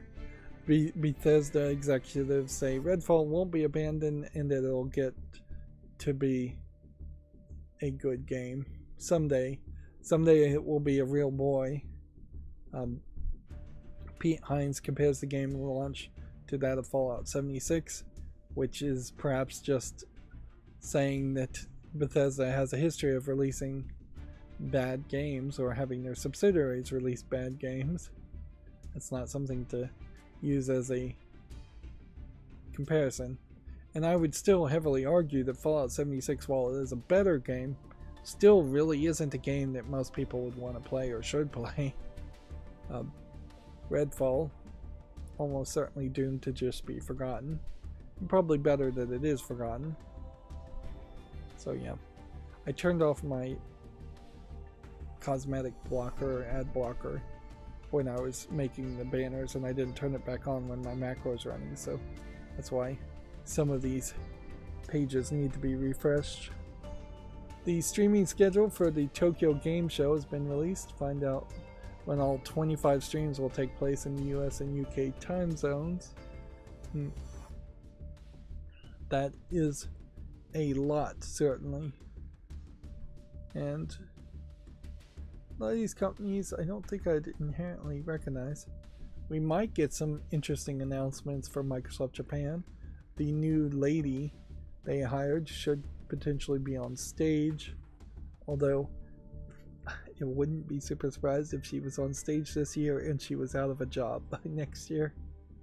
505 Games, Sega, Level 5, Koei Tecmo, Capcom. Yep. I definitely feel like multiple days and multiple live streams is asking quite a bit. And at most I would commit to watching the ending program and the opening program. And that would be about it. I feel like events like these should have an initial live stream to kind of tease and announce some games and show off all the trailers you're going to see at that show, and then the rest of the show should be for people who are walking around the show getting to play the game, getting to see trailers of the game, or otherwise being entertained based on what was shown in that initial presentation. The opening night live of Gamescom, I don't know if that really was showing all the trailers that were talked about and shown throughout the entirety of Gamescom, but as far as I'm concerned, it was showing everything of any real relevance at Gamescom. And maybe it should be at the end so you don't get any spoilers, but yeah. Particularly for Japanese companies, I wouldn't be surprised if, like this Sega stream here, is actually just some developers talking for an hour to a screen about what the game is, with maybe a small short trailer for a minute or two, maybe some screenshots. Yeah. The Japanese Game Awards here would be the most important thing in my book, is on the 24th, 6 p.m. Pacific. Watch this. Although I don't know what the U18 division versus the future division means. And then this Japan Esports Union, I don't know what that really means, whether that's an esports event or not. It'd be kind of weird for an esports event to be taking place during a game show, but not the craziest idea either. If EVO happened in one side of like a presentation hall and then something like Gamescom happened on the other side, then people could get bored and watch the esports thing, or they'd get bored of the esports and go check out the games, or a lot of people would just pay for one ticket and only do one of the activities, not the other. Let's see. Apparently Game Pass subscribers are snapping up Starfield's $35 early access offer. The Game Pass Premium Edition upgrade is on the top of Xbox Store, and it's in the UK charts top 10. Which, yeah. I really don't know why people would fall for that. And getting in Starfield early at this point is proven to be completely unnecessary. I've not heard of anybody talking about spoilers. I don't think there really are that much of a spoiler that you can be concerned about as far as Starfield. I don't even know if your character is going to turn out to be a specific chosen one character. But I know there's some kind of artifacts in the game, and you touch an artifact at the very beginning of the game, and then part of the main goal is to find more of those artifacts. But I don't think you need to pay $35 to get early access to play a game that should take at least 200 hours to play, and you really should just take your time. You're not going to get spoiled on it. It's not multiplayer as far as I know, so there's no reason to be early. There's no player versus player aspect, so you don't need to play early to be better than other people. And I really hate the precedent that this potentially sets up, in that who's to say it won't be $55 for early access to the next Elder Scrolls game?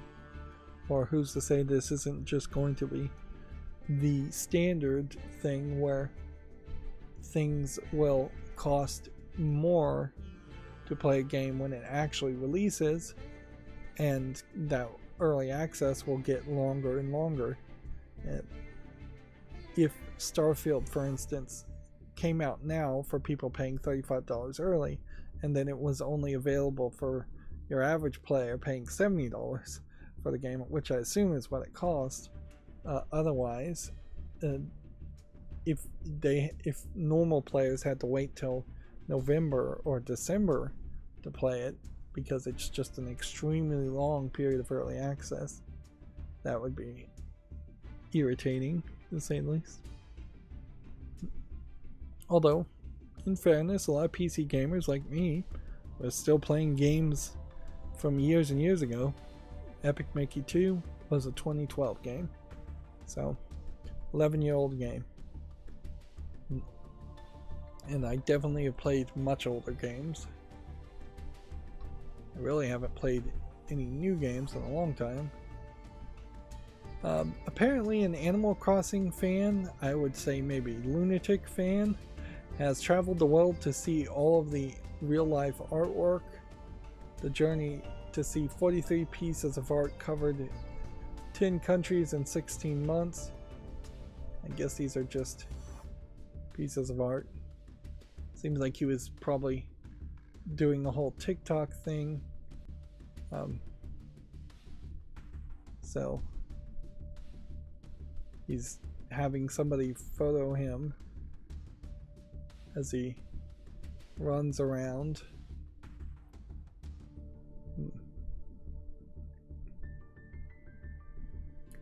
Yep. In other news, I would just assume he went on a vacation and thought of an interesting gimmick. He also must be fairly rich to be able to take a vacation through 10 different countries over the course of 16 months. Basically none of this actually has anything to do with Animal Crossing, however, other than the art was present in Animal Crossing, which I'm sure there's plenty of pieces of art present in other games that you could do the same gimmick if you wanted to, but really doesn't mean anything. Okay, so that brings us to the Gematsu news, and you can see the banner has shifted now automatically without me having to hit any shortcut key. This one I'm just using black background instead of a gradient, and that blends very nicely with the black background of this interstitial screen, and it does fairly nice as a contrast to the white background of Gematsu. So, as far as Gematsu news, Lost Eidolon's Veil of the Witch has been announced for the PS5, Xbox Series, Switch, and PC. Eidolons? I guess maybe is how it's pronounced. Let's see what it looks like on Steam. Now, inherently, for this banner, I am going to be clicking on a lot of Steam links. So, yeah. It doesn't quite match as well there. And it's probably not enough information. Like, there's probably something better, more informative that I could put on these banners to say something more. Apparently Project GAMM special video is going to be shown at a Side Games exhibit, artworks opening exhibition artworks opening September 2nd. Looks like they're just showing projected images of these pictures. I don't recognize this Project GAMM. Almost certainly. Yeah. Platforms and release date have yet to be announced. It's being directed and produced by Kenichiro Takaki and features character designs from Mogumo and music from Shiro Sagisu, and environmental art from Kiyoshi Arai, all of which are names I don't recognize either. Can say it looks kind of pretty, but really this is just concept art to start with, and I would be much more interested in knowing the story of a game before I care about the artwork. There's plenty of games that have very pretty artwork but didn't have fairly generic story mechanics. Slender the Arrival 10th anniversary update is coming October 18th for the PS5, Xbox Series, and PC. Which gives me a slight reason in which I might want to play Slender the Rival, the updated version, but I honestly don't think I have a big reason why I would want to play. Pre-orders include a free copy of the game Valley, which is not a particularly good game either. If anything, I would say the game Valley maybe has a little bit more gameplay in it, in that you're running and platforming and collecting a little bit of stuff, but then it becomes hamstrung by still having Slender the Arrival style of gameplay, in that you find pieces of paper and things on the wall, and you're supposed to read those, which definitely feels out of place in Valley. Valley, if it is the game I'm thinking of, I'm pretty sure it is, also has this ability in which you suck the life out of animals and plants around you to refill your own health, which I don't think the game really did that much with it. Gumbrella launches September 13th, which I've seen this name for Gunbrella. It is already on the fault list, so I'm assuming I already made a YouTube short on it. Visually, it's a little too brown. The idea of playing as a character that has an umbrella and perhaps has floatier platforming because of that might appeal, certainly. It's like playing Princess Peach and Super Mario Bros. 2, I would suspect, and that kind of floaty control might very well work well for people who, like me, who don't really want to struggle with precision platformers. A more generous platforming game might be nice. Apparently Spyro Reignited Trilogy sales have topped 10 million. The series is going to celebrate its 25th anniversary on September 9th.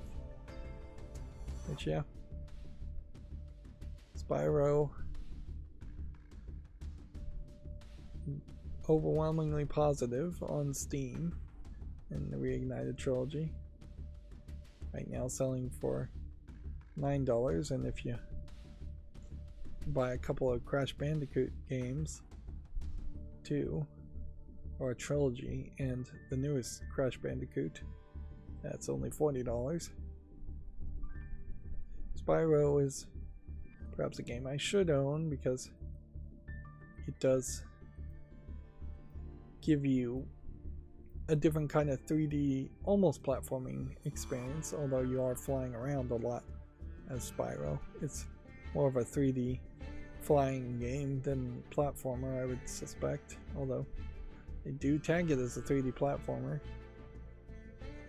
And with the Reignited version, I would hope it might control a little bit better than I suspect the first versions of the games did.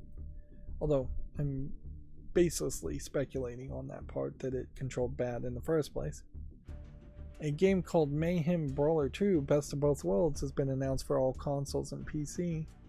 So maybe with some inspiration of River City Girls, we have some ladies who are muscly and taller and more of a comic book style art style,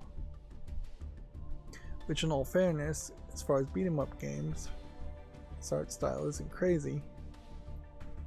That's pretty much the default art style. It does give off a feeling that these are probably 3D models with 2D art style on top of them.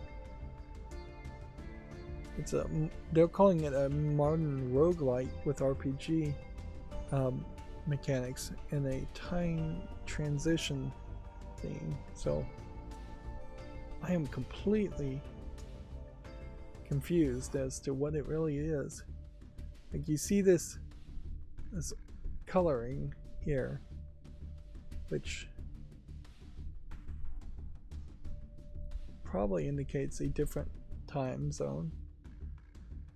Although I don't know if it's the difference between day and night or the difference between like set in modern times and some kind of future apocalypse. Yeah.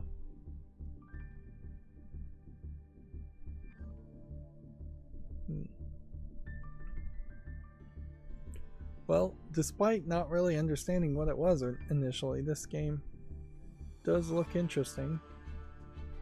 Visually, at least. See, you just have like a bright colored version of the city here that looks fairly clean, and then you have a red, dark, and destroyed version of the city over here. So it does seem like it's more than just day and night. Although I'm not sure if that mechanic really isn't adding anything to a roguelite RPG mechanic that still really looks like a beat-em-up game.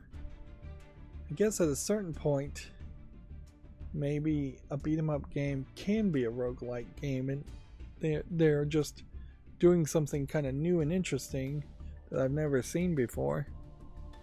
And I guess that would kind of work if you're playing a beat-em-up game and it's fairly difficult, so you get beaten up and killed, and then you get some XP and level up your character and then do the run again. Although that might mean that you're going to end up seeing the same backgrounds over and over again, which might visually not look that good. Or you end up fighting the same bosses over and over again, which may be repetitive.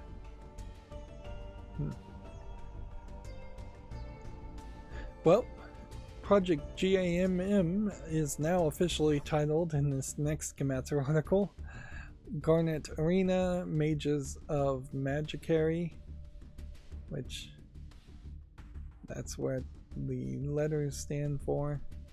It's a new console fantasy action game from Cygames. Let's see if any of these screenshots are really of any difference. This really could be just about anything. Yep. Still no platforms or release dates, but we know what it is. It seems like it might be fashion related. Garnet. It would be garment if you're talking about clothes. I don't know what garnet is.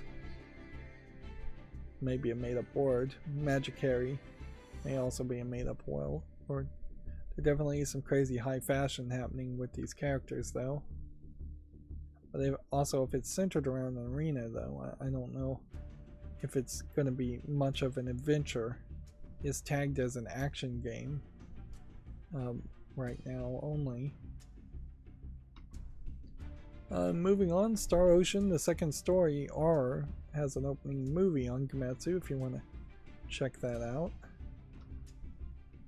We talked about Vampire the Masquerade Bloodlines launching in the fall of 2024 and being developed by the Chinese room, although this may be the first time that we've gotten an actual date range. Also, PlayStation 4 and Xbox One versions are no longer planned. Yeah. It would have to be fairly cheap to buy a PS4 and Xbox One at this point. Like, we are definitely past the point where getting a refurbished or a cheap old last-gen console makes sense. Whereas if I could get a cheap Switch right now, I would heavily consider it, even as somebody who already owns a Switch. There's that Nintendo exclusivity problem still stays around.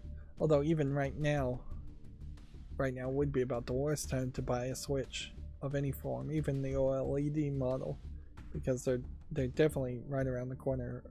They're going to announce some new Nintendo console. Maybe the new Nintendo console won't be backward compatible. That'd be weird if it wasn't, but I wouldn't put it past Nintendo. Final Fantasy 16 2 paid DLCs and PC version in development, and the free update is now available, and this story has been updated. The update adds weapon skin feature, onion sword, and new outfits. What is the updated part of the story? Using the word update too much. Patch notes being updated. That's a long list of patch notes on Gamatsu. This is an example where Gamatsu should have made 2 articles, and usually they do, instead of updating this one article.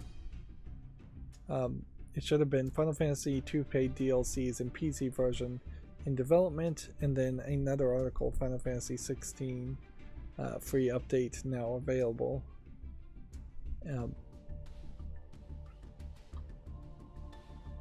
The game Is It Wrong to Try to Pick Up Girls in a Dungeon Familia Myth Battle Chronicle is coming to the PS4 and 5 in 2024.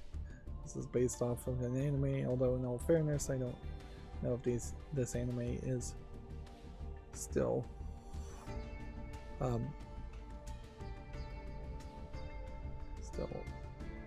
being watched.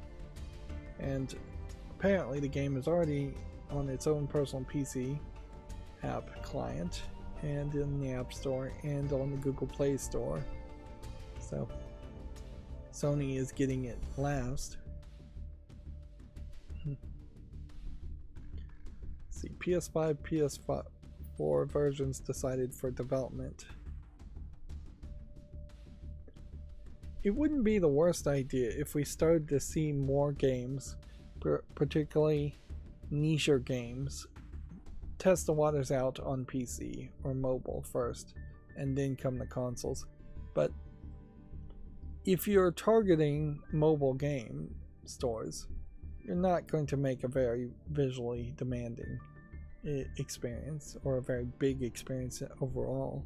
Button wise and gameplay interface wise, it's not going to be very demanding. As far as I know, this probably is a very simplistic game.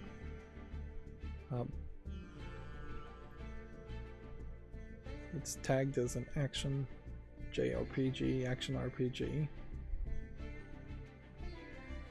Let's see if maybe we can find.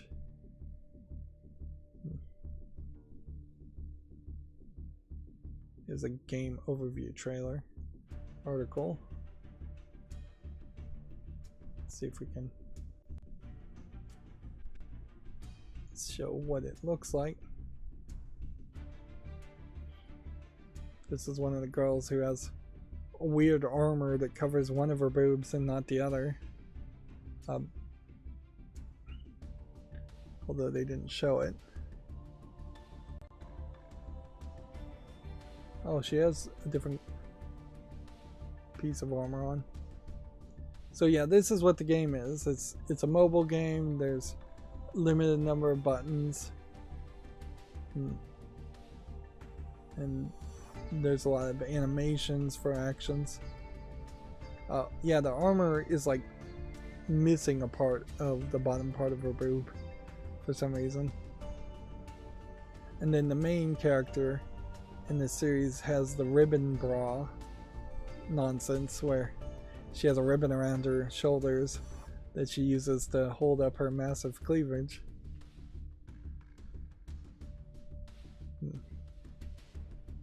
Yeah. That doesn't really look like much of a RPG game. Moving on, this week's Japanese game releases the quintessential quintuplets, 5 Promises Made with Her, and then Verche, Evermore, Epic Light Cross, and more. So we've got Crime Boss Roque City for PS5 launching worldwide. I thought that was already out. I don't think it's much of a game, but we'll see when the reviews come in. Fort Solace, and then Remnant from the Ashes, and then Quintessential Quintuplets coming out for the PS4 and Switch, but not the PS5. And notice that that's what they chose for one of their 2 screenshots. And then Virtue Evermore Epic Lycross for the Switch, which was their other choice. And this looks to me like this is probably an otome visual novel. Nothing particularly amazing.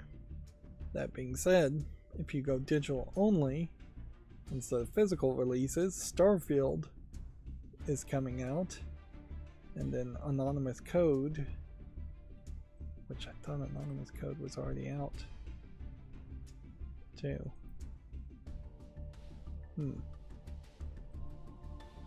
Well, I guess it is coming out, and this is another weird looking visual novel. It says it has some hacking, maybe mini games. Wow, this is the latest work by the Steins Gate creator, Chiyomaru Shikura.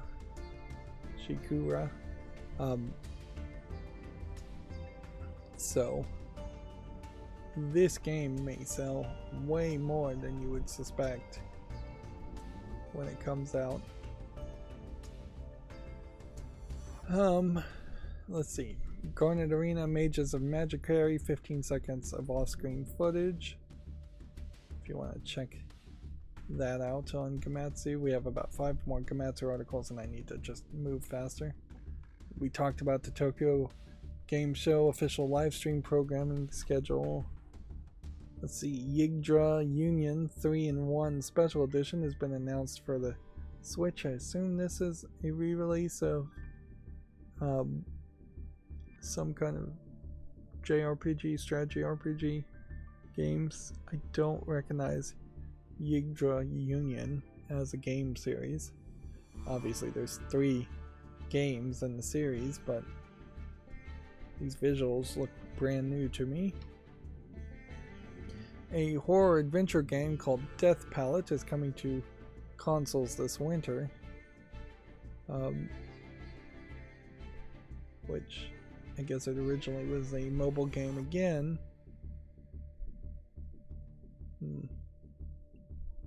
No list here of what specific consoles, though.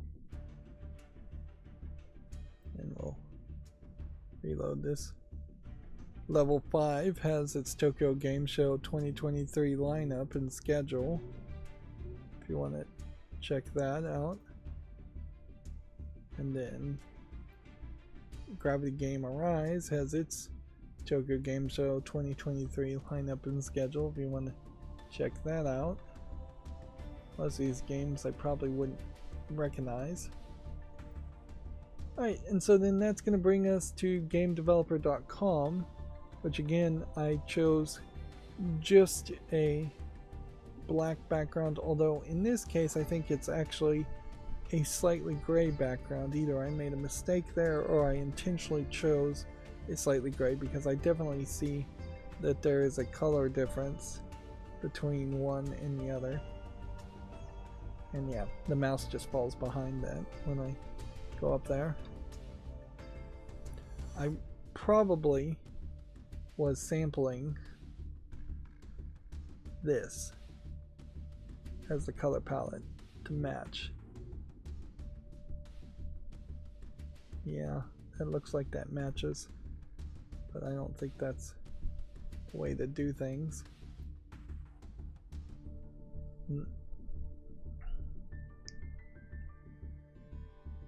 And why does Game Developer have its list of articles open?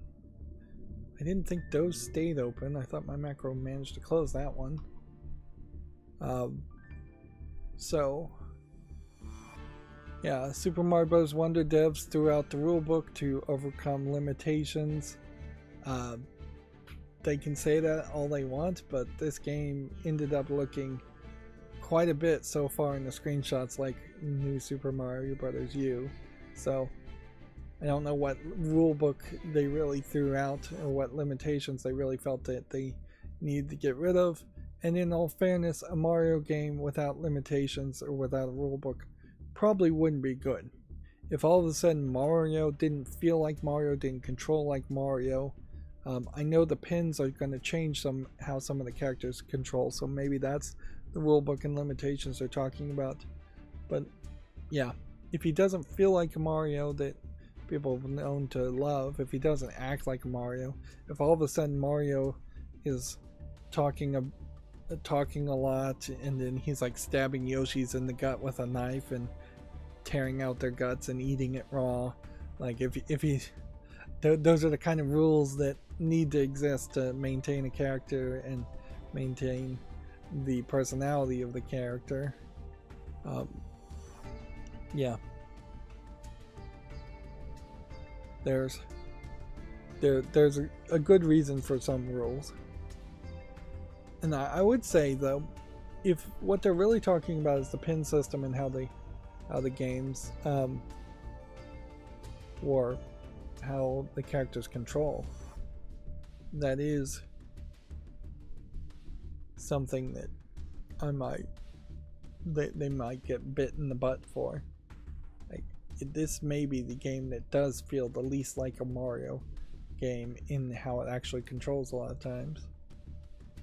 Whereas some of the other rules, which have just been de facto rules as far as no multiplayer, long since should have been addressed and broken. I would say some of the rules that have been broken is just having too many different Yoshis that you can play as, having Nabbit as a character when I don't really know who Nabbit is as a character, having Princess the Toadette character when I really don't know who she is either, having less of an emphasis on just the core Mario, Luigi's, Princess Peach characters. If you're gonna give me Daisy, alright, sure. Now, interestingly, I think they are not going to have the crown to turn Toadette into Princess Daisy or Princess Peach, whatever that was. I think Nintendo probably is not going to encourage any more Rule 34s where Bowser puts on the crown power up and turns into a Bowsette and sleeps with Mario, of which there is a lot of fan art around that. So I bet that very noticeably will be a power up that's missing, and they'll probably bend over backwards to never have a power up that changes the gender of a character or the age of a character ever again in favor of something that would turn them into an elephant or something more cartoony and silly, which that's fine by me at least. Let's see, apparently according to an IATSE survey, I have no idea what that stands for, we'll look it up in a second, developers feel their jobs are unsustainable. Game developers air out their worries about where the industry is headed and the parts of the business that frustrates them.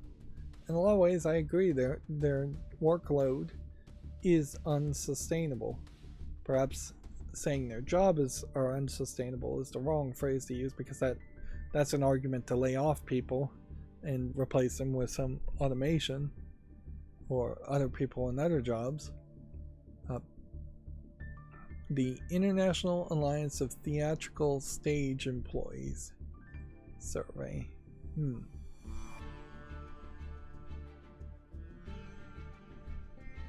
Yeah. Most game workers reported that their game career is either unsustainable or they're unsure whether it is sustainable. And less than half make it to their 7th year working in the industry. Yeah. Burnout clearly is real, if the survey is to be believed. And yeah, I suspect the burnout is real. And that's a real problem. What would my solution to be that problem? Without going on to a big rant about universal basic income. Universal basic income. If artists could create video games because they're artists and because they want to create art, you are, in my opinion, in a much better position than video games being a product owned by a company to make profit for the company and the shareholders, and a small pittance, relatively speaking, is going to be paid to the employees. And even if you make a great game and it's super successful and the employees get paid well, there's really no sustainability there because you've worked them so hard that they can't be 60, 70 years old working at the job, and they really aren't getting paid enough that they could retire at 40 and 50 and live in a lifestyle that would be fair to them. So yeah, I think art should really just be separated from capitalism first and foremost.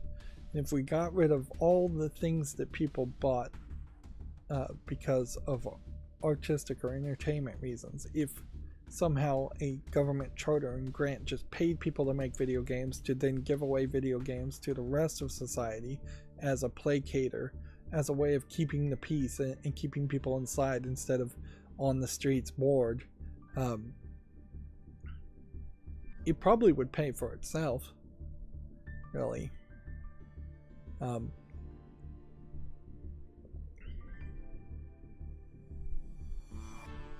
Yeah, I think it would.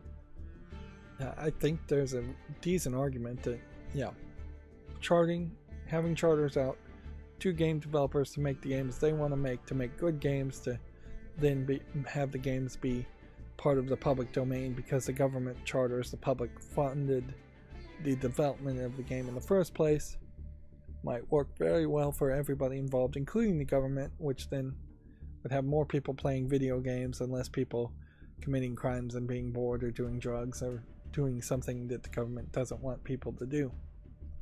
That's a longer rant though than what I wanted to have even in that form factor, which I certainly could have gone on longer. Volition bidding farewell after 30 years, we already talked about. I think people are probably looking at Volition with rose-colored glasses. Whoops, sorry. And I wouldn't be surprised if Volition of now really is not anywhere close to the Volition of then, of 10 years ago, 20 years ago, 25 years ago. I wouldn't be surprised if it really is just a skeleton crew of people.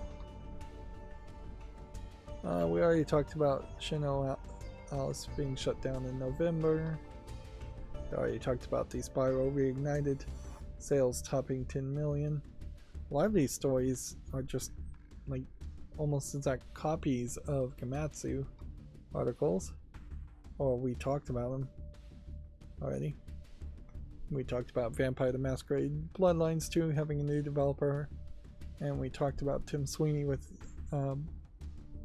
saying the store is open to generative AI, which is really just another admission that the Epic Games Store is never really going to feel as welcoming or as good of a store as Steam.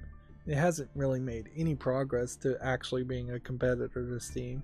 It doesn't have enough games, it doesn't have enough sales, it doesn't have enough features. If you wanted to make a Steam competitor and actually compete, you would have made something like Steam but better, not worse, not less features and more openness towards garbage content. Like I honestly believe if I was given enough like angel funding, I could probably make a better Steam, more than Tim Sweeney has, just by curating the experience, having better tagging systems, more control over tagging systems, not engaging with a Steam Direct until I was fully certain that I could handle that kind of inflow of new games, better searching, better algorithms to recommend. Noticeably, Steam doesn't seem to advertise games outside of Steam at all. It's kind of crazy you don't see Steam Decks on Amazon.com to buy from Valve themselves. It's kind of crazy that while you can buy Steam gift cards, you really can't buy a game directly through Walmart.com. It's kind of crazy that you're on things like Twitter and Facebook or YouTube and you're not seeing any kind of advertisement to say, hey, check out Steam. Who is really getting pushed as far as the next generation of PC gamers and Steam gamers to check out Steam for the first time? It's basically nobody. It's all word of mouth, which that seems a little crazy.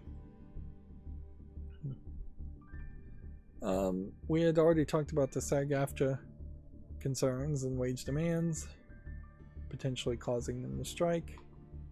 And then that is going to bring us to the Steam follow list cleanup, and in this case the background color is blue to match Steam, and instead of saying news, I'm putting asterisk mature, asterisk mature.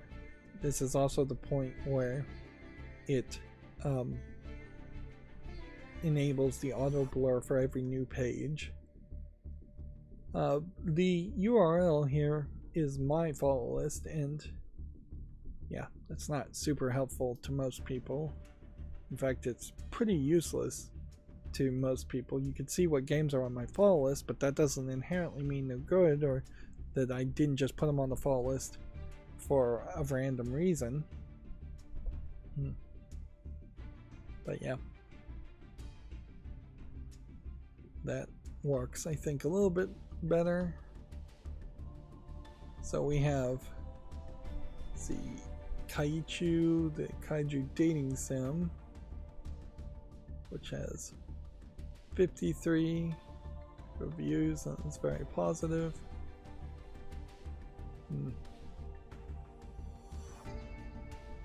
Which I guess I'll put that on the wish list. It may be a little too silly. Usually I don't say anything is too silly, but I could see this being a little silly. This is the kind of game that I'd probably want to play as a balancing factor of playing a more legitimate dating sim if I was going to play a legitimate dating sim, or a more legitimate kaiju game. And very possibly this would be a game I would hope doesn't go that long in length, because it could get annoying fast. Let's see, the next one we have is from March, and it's K-pop and rock band manager. Looking at this, I think I would have to say no. Are we at the point where we should be getting rid of things from March? January, February, March. Yeah. I don't think of the 5 reviews that many of them are good. Yeah. That's enough to remove it. Then we have something called justice.exe. Dystopian legal drama, dialogue heavy. I think you lose me at dialogue heavy to start with. I really have lost interest in playing any game that is super heavy in dialogue, particularly if it's not voice acted. So that's gotta go. Then we have something called Just Take Your Left, which looks like it's a point and click adventure with hand animated drawings. Looks like it might be a Canadian or maybe even French art style.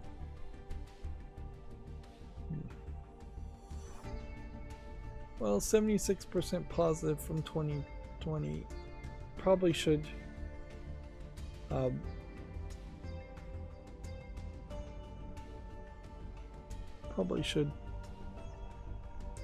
just say yes to it. and make an executive decision. Text is basically gibberish and the puzzles are terribly obscure. Also, it's very, very short, took about 20 minutes for me. So you're paying 25 cents per minute or of play at a $5 price point. Not a great return at that.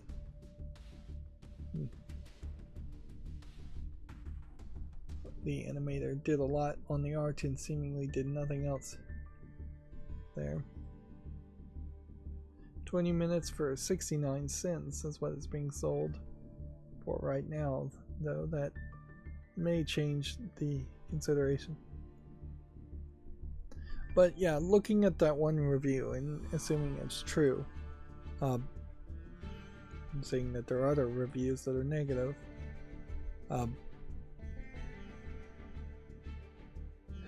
I would prefer to just see the art if you're just an artist and can't make a video game. Like, it's totally acceptable to just be an artist and not try and make everything a video game. So that's gotta go. Let's see. Then we have something called Just Survival, the Zombie Awakening, which doesn't look like anything at all. So I'm going to take it off the fall list. I think increasingly we will see games like this that are on the fall list because I made a YouTube short on it. And then I am going to just very quickly dismiss it. Just Go looks like it's actually Go. So I'll put that on the wish list. Although in all fairness, I may, with Tabletop Simulator, already have a decent way to play Go. I'd like a game that would teach me how to play Go.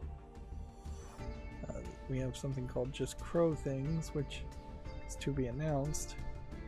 So that needs to stay on the fall list. Then we have a game called Jash, which looks like it's a shooter game. Side-scrolling shoot 'em up. Doesn't look like anything that would interest me. And then we have Jusant, the climbing game, which isn't out yet. And then we have Juro Jinoskic, Slavic legendary hero, venture across the country of Slovakia, explore castles, solve puzzles, and panders, liberate prisoners, and steal from the rich and give loot to the poor. The problem with a game like this is I know nothing about Slovakian heroes, so for all I know this is a made-up character.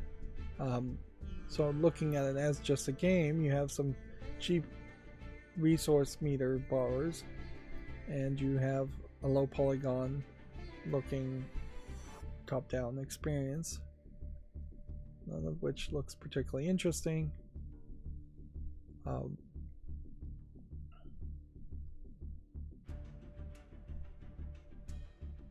Let's see. These puzzles look interesting enough.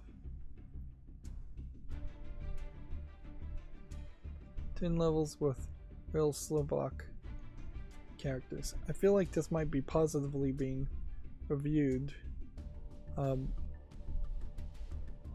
just out of maybe some nationality support.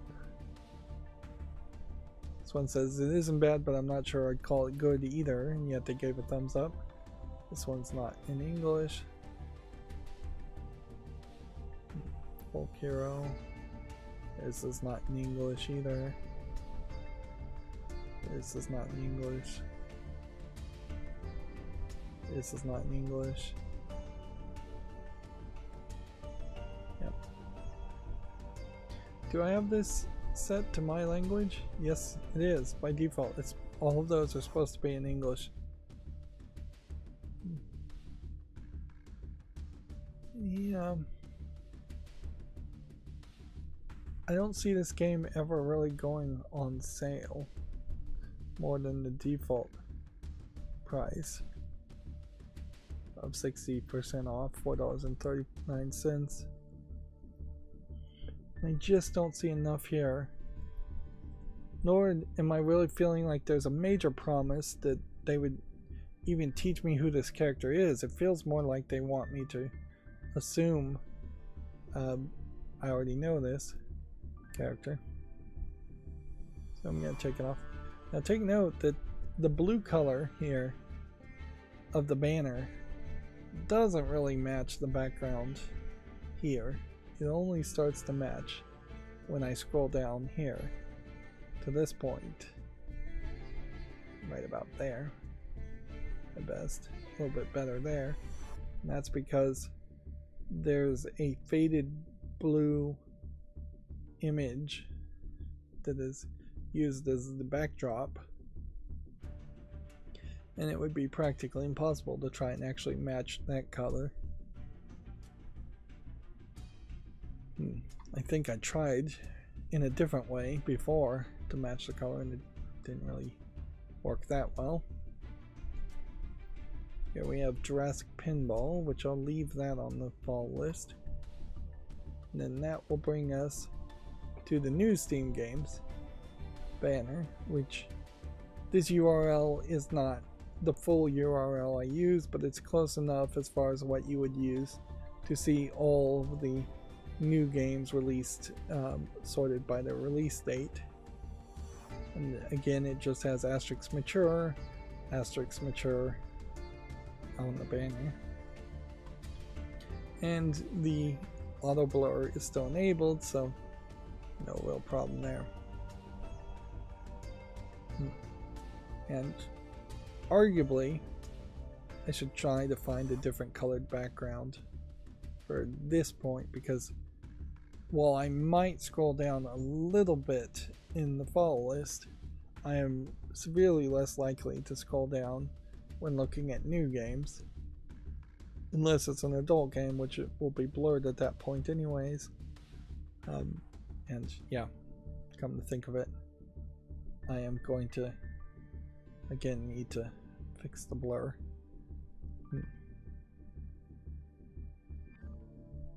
So Bunny Guys as a game here looks like another one of these asset flipped jumping platforming games with creepy bunny outfit character. I don't think there's anything there of interest. Stream Basketball seems like it's a Twitch basketball plugin thing, which is perhaps just yet another example of how people are willing to pay money to get people to play games on Twitch instead of the actual Twitch content creator playing games on Twitch. Twitch really is infuriating on how much it devalues the idea of either criticism or commentary while playing a video game, or just the idea of the video game itself being art, in favor of pushing for just chatting people and Twitch thoughts in hot tubs, and in favor of even people who are playing video games being really demanded by Twitch to focus more on the chat and interact more on the chat. And that's something that obviously some people, including myself, just are not going to ever be good at or want to do. Like, I don't want to respond to 100 people trying to talk to me while I'm trying to play a video game. I might be willing to respond to 1 or 2 people, but Twitch only lets you be successful if you really have hundreds of people trying to interact with you.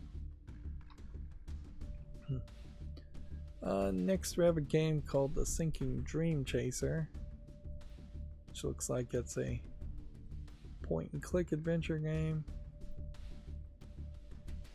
Not sure it's particularly that interesting looking. So what I'm going to do is I'm going to put this on the follow list, but I'm not going to make a YouTube short on it. I still am also in a weird position with the YouTube shorts in that I guess I just need to, like, this weekend I probably should have made some YouTube shorts and uploaded them. But yeah, I guess that's what I just really need to do, is just upload them and do that every week more consistently. This game Shoot Run doesn't look like anything. Yeah, if every Friday or every Saturday with consistency I scheduled videos for YouTube Shorts, then there would always be another week of content. Mockingbird doesn't look like anything. A week further ahead.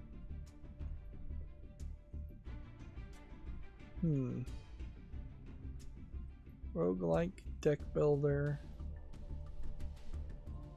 May not be particularly generous today, but again, I'll give this a follow, and I guess I'll make a YouTube short on it. It's just barely on the line of something that looks interesting enough for a YouTube short. Although really I shouldn't be curating much at all. Hero of Fate looks like it is a survivors type game. Nonsense. Visual nonsense. Again, I guess I'll make a short on it. And let me just double check to see if this... Alright, well, here's the mature content warning for this game. Yeah, I can't read that, and I don't know if Steam or Valve can read that either.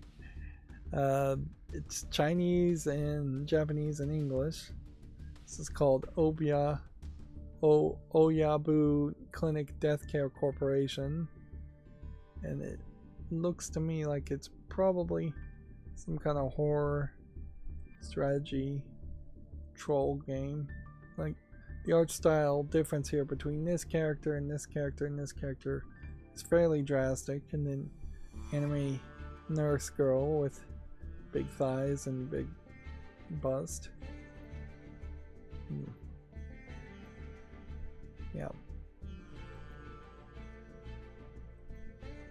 This doesn't really strike me as a quality game. I would suspect that this is probably either a weird Japanese game or a cheap Chinese game. Either way, it's probably fairly too cheap. Next we have a game where I can't even tell you what the name is because it's in Chinese. So, yeah.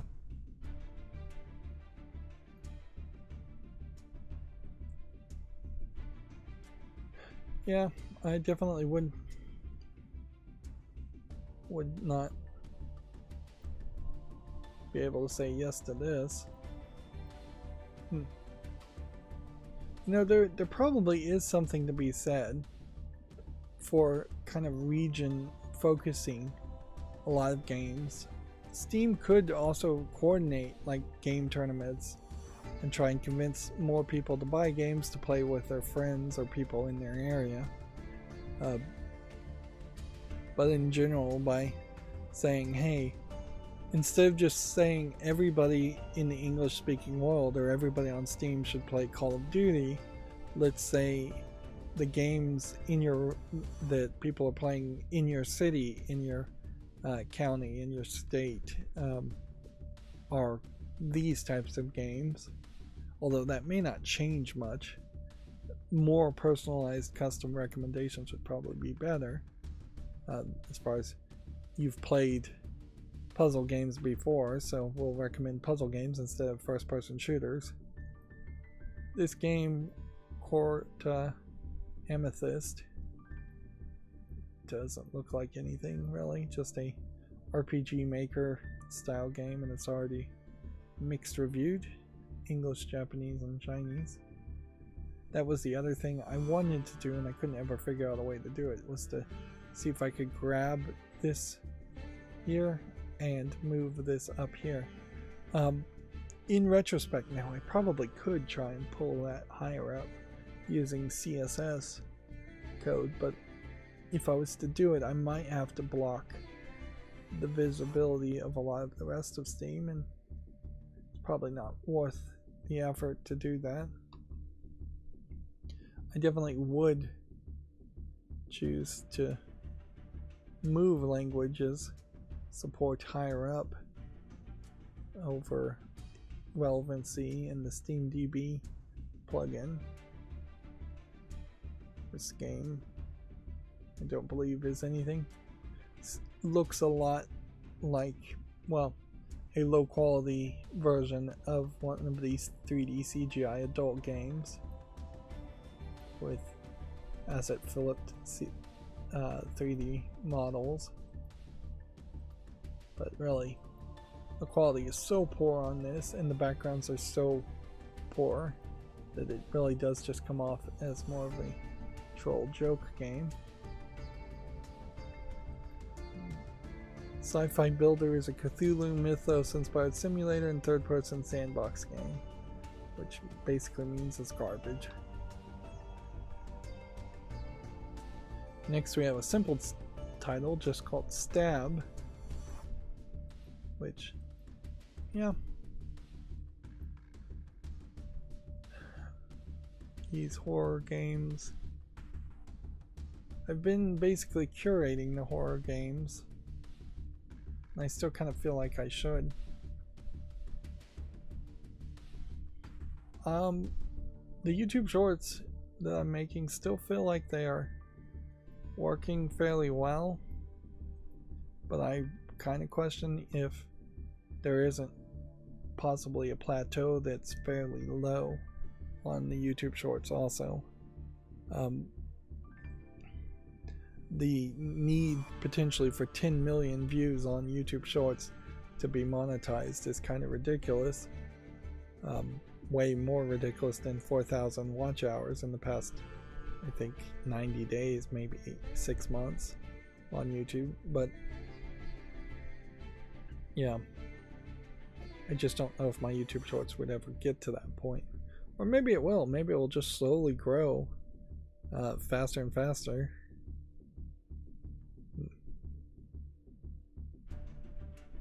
Planet Iridium here as a game doesn't look like anything.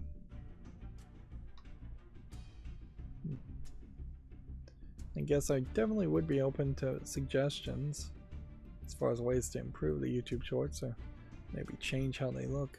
They all look exactly the same, and they all don't really interact or work quite the way other people make shorts, which I don't know if there's a real way to fix that. Like, almost 100% of every YouTube short I see that isn't made by me tries to loop the ending to the beginning, so you potentially, if you're not paying attention, will just sit through the YouTube short a second time, a third time, a fourth time, and that's not something I'm really trying to do. I could try something like that, but I don't know if it's really worth it, nor do I really like the deceptiveness of that happening.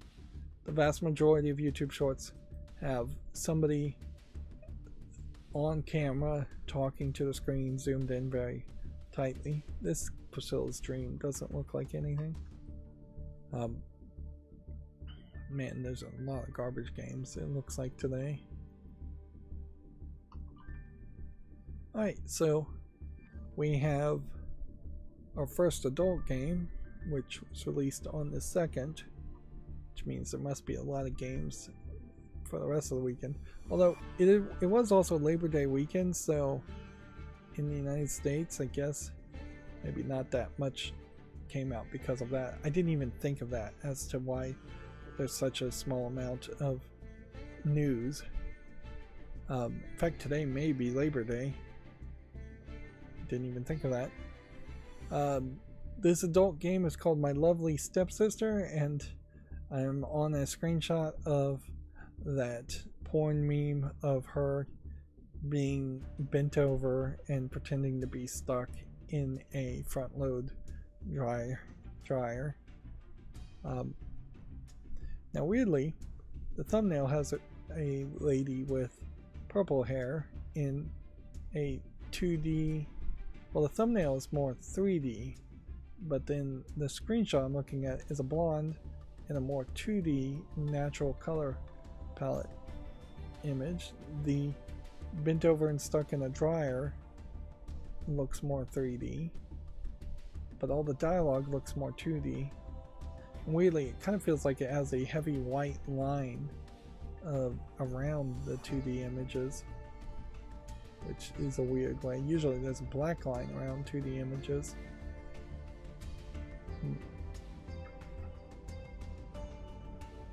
So yeah, there's a real inconsistency here in that I'm not seeing this purple haired lady at all. I'm seeing a focus on a blonde stepsister lady.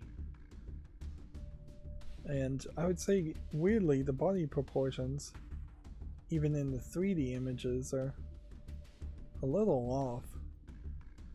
Like, normally it's a case where all the characters in adult games have rather large breast size, and I'd say the stepsister is perhaps a little low as far as cleavage size, which that can be fun sometimes, certainly to have variety, but it doesn't quite match her torso.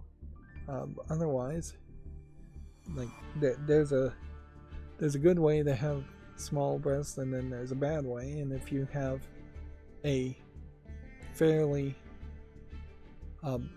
large chest size and then a low cup size, otherwise you tend to look like you've had like mastectomies, double mastectomies, or had implants and removed the implants. As for this game, it says it supports English, Italian, and Spanish as the interface, and then under subtitles it supports French and German, which is an odd combination of options, and those are the top languages. It goes in and out more for several more languages.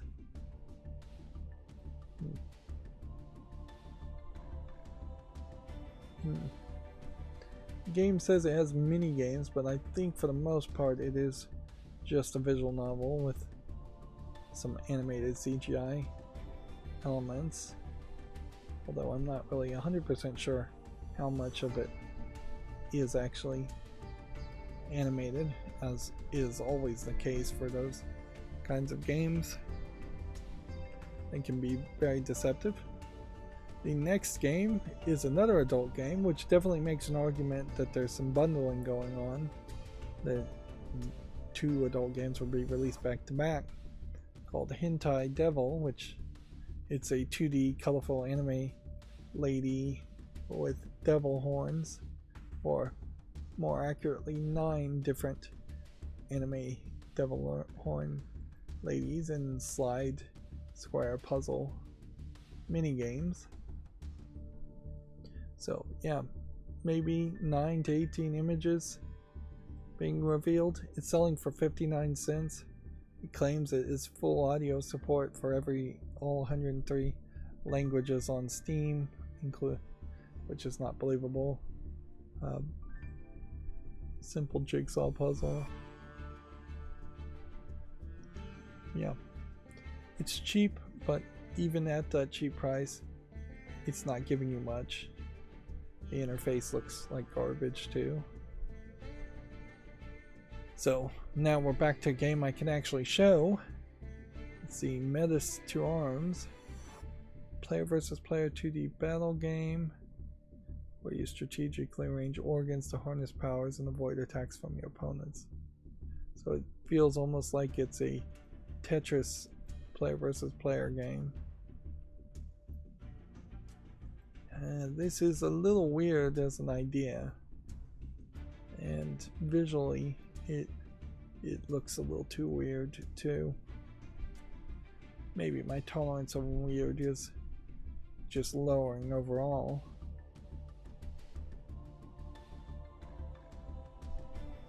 Somebody had an idea here, certainly, to have different organs represent different things. Although strength from the heart kind of makes sense. But then discombobulate from the lungs doesn't make sense. And is this supposed to be a liver? And what's this? And what's this? This looks like a kidney, possibly, or maybe a gallbladder. Then what's this? Yeah. It feels like somebody did some drugs before they thought up the idea of a game. Either that or they needed to make a game quick for some kind of student project.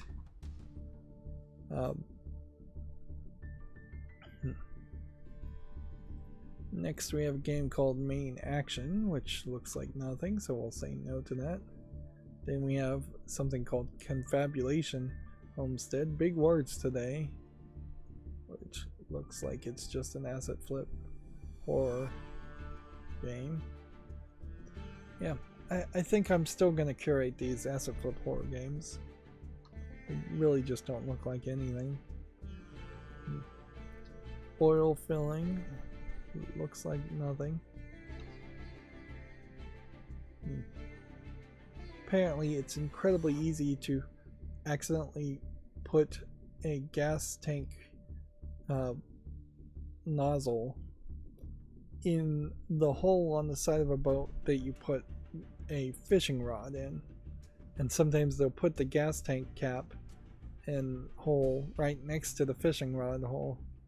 And so somebody on the internet showed like a video of somebody who had apparently walked away from the pump while it was filling the insides of the boat with gasoline. Which, yeah, has nothing to do with video games, but I was just reminded of it seeing the gas tank garbage game. This game, Last Exodus, is probably nothing, and it's almost certainly a space game, of a strategy space game that I wouldn't really want to play myself, but I'll make a short around it in case other people like it.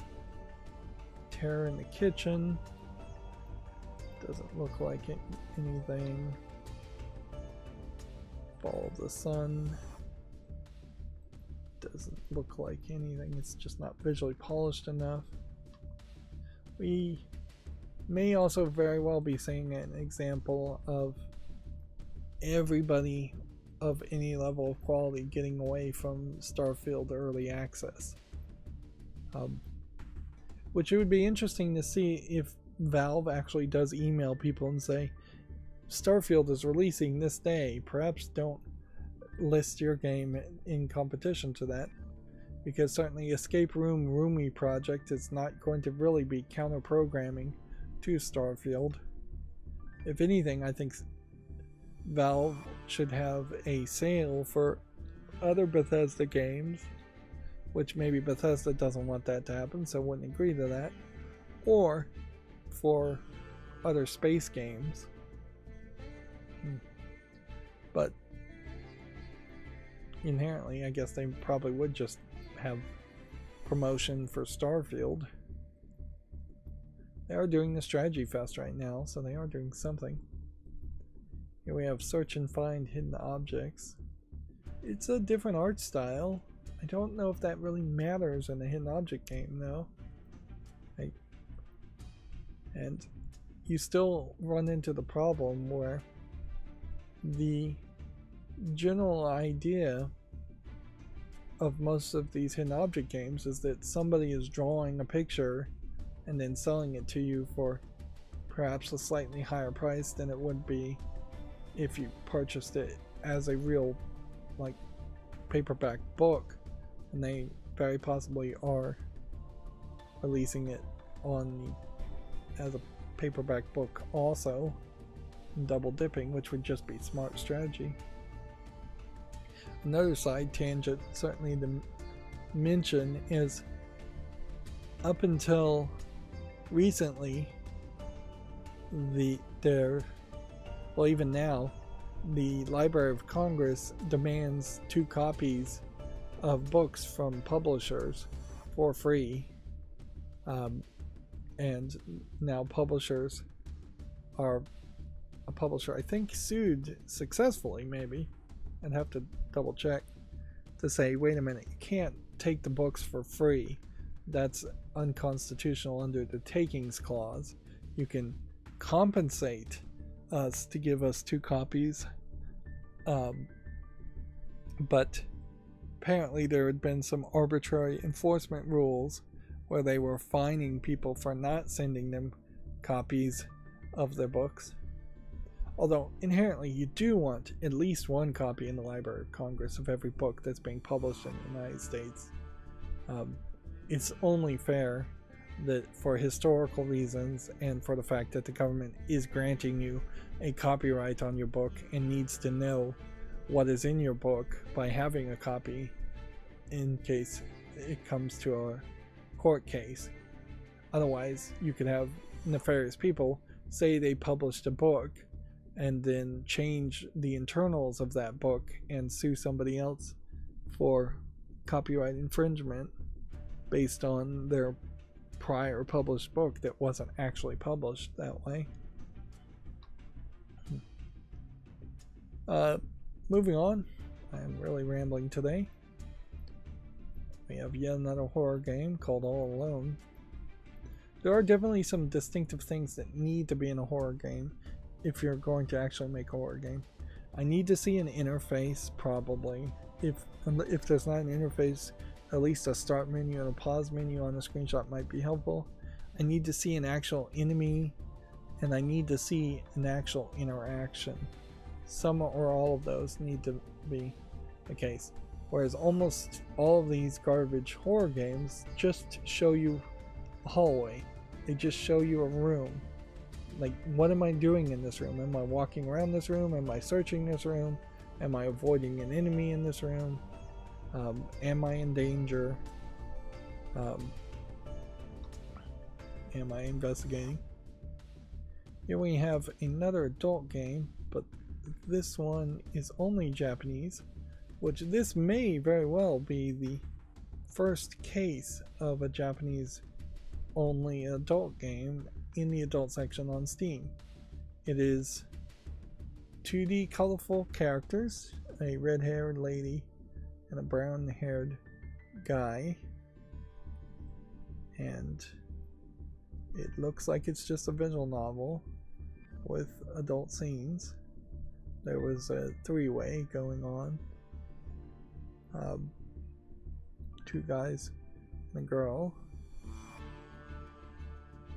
There, being a Japanese game, there are laws as far as the hardcore lower genitalia being censored, but I would say the censorship here is fairly light, perhaps too light for the Japanese laws. If the Japanese companies really, if the Japanese government really wants to enforce that, there is definitely a push that's going forward to get rid of the censorship requirement in Japan anyways, as far as blurring things.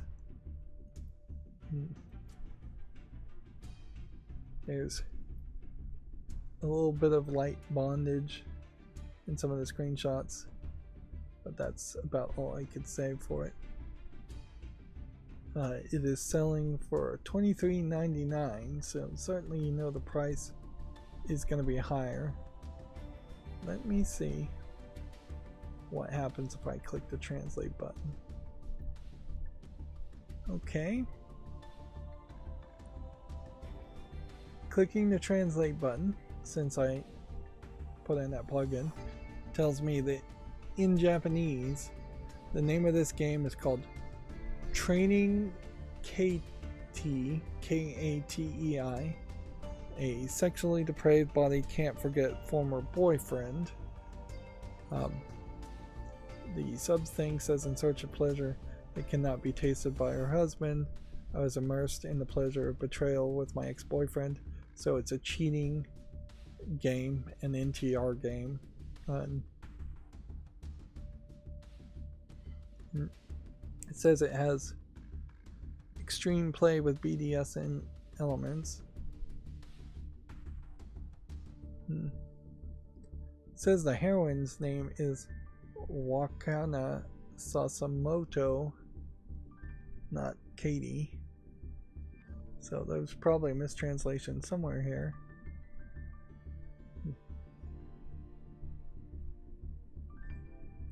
Well, the translation I think works fairly well here, though. Yeah. It's a visual novel game. So, yeah. Interesting outcome that I really can't show as far as the translation. But interesting that the translation can help better describe what the game is.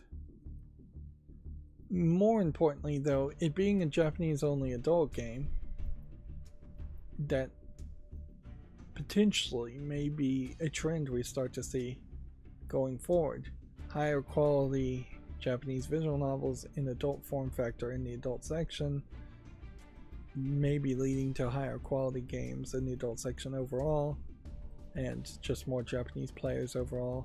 Although inherently Steam and Valve still has some censorship issues.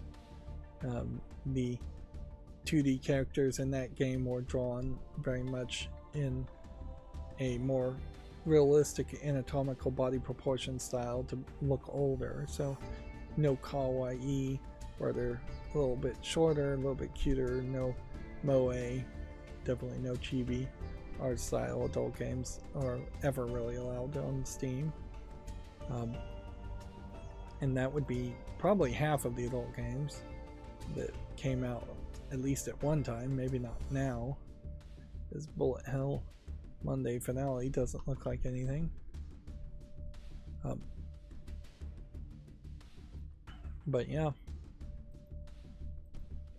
that will almost certainly be the way that the adult section gets better, though, is you have the people who have been making adult games in a much larger quality and much larger quantity, which is the Japanese people publishing their games on Steam instead of publishing their games on other sites. Meanwhile, that one visual novel, as far as animation, really is about 5 times better than most of the games we've seen today that weren't in the adult section. This has been a really, really bad day for garbage looking games. Although, in fairness, this garbage game is using low polygons, so it looks a little bit better than what we've seen. And I guess I can't make that much of an argument around bundling, because here we have yet another adult game. This time it's 3D CGI visual novel with the natural color palette, more of a Western game. This one's called Sex Story Cuckold Life Episode 5, which would just be the continuation of these games. We're getting about a new episode every week or so, and each episode, well, this episode at least, is $2.24, and I suspect it's not very long, 20 minutes or so. And if I recall correctly, this Cuckold Life game in particular had some real, like, dangerous themes in it. Maybe I'm thinking of a different game though. There's definitely one where they straight up were forcing somebody into, like, bondage when he wasn't really agreeing to it, and they were putting a actual bladed knife to his throat, and just really dangerous stuff that crosses the line from safe bondage play into just, this is incredibly dangerous, potentially homicidal or suicidal activity hiding itself as a fetish. Simple Solitaire as a mobile game. Does this have in-app purchases? No. Should I make a YouTube short around something called Simple Solitaire? It looks like a mobile game. No, but I will put it on the follow list just to see if maybe people love it. Like, there really isn't a great solitaire game on Steam that I know of for free that actually is solitaire, although this isn't actually Klondike Solitaire. This is, I guess, following Tri-Peaks, which I'm not 100% sure what that is. It really looks like just every other solitaire game on Steam.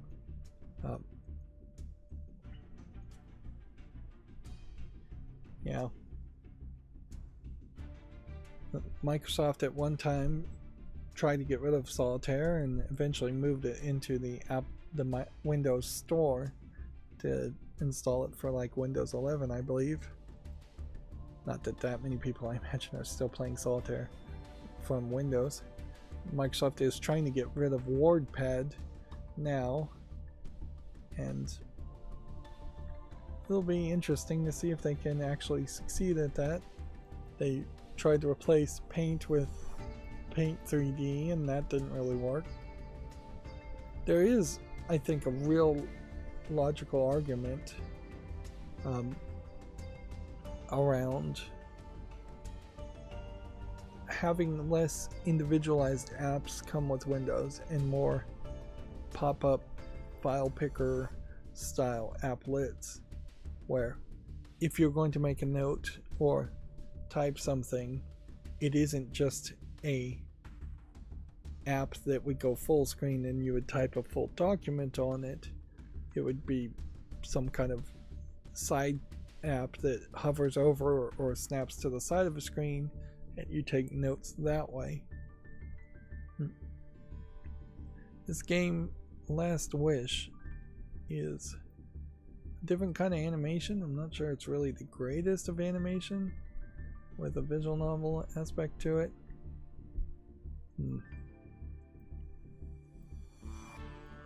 Yeah. It kind of feels like if you were trying to make a Telltale style visual novel without really having even that level of quality of animation. Characters showing a lot of belly for both of them. It's early access, it's English and Russian. Which, for supposedly the United States companies like Valve supposed to boycott Russian companies, there's still a significant amount of games that have started coming out on that support Russian audio, which I don't inherently want to just be anti-Russian for no reason, but I also don't. I know specifically in video games, Russian games have been notoriously bad. So I think this is another one that we could skip making a YouTube short on. I'm a little concerned as to what one of these videos would look like as it plays.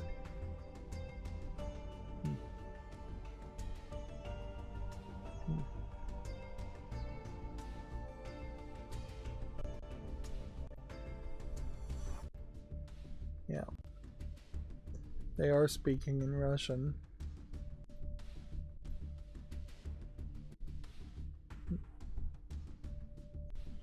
You know what? Actually, this kills it for me. If this had supported English voice acting, I might say yes to it, but having just skipped through that trailer and hearing the Russian voice acting, it really highlights to me that I would be very unhappy with trying to read things in English when I know that there is a voice acting option that exists. You can see they're holding up what I assume is their name and their age. So, yeah. I'm gonna say no to Last Wish for that reason. Wow.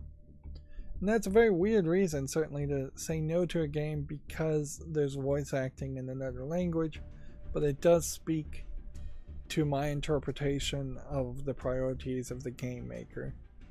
And yeah, a game that is too weird, too unfamiliar to me as far as a Russian game is probably not going to be easily ingested or enjoyable by me.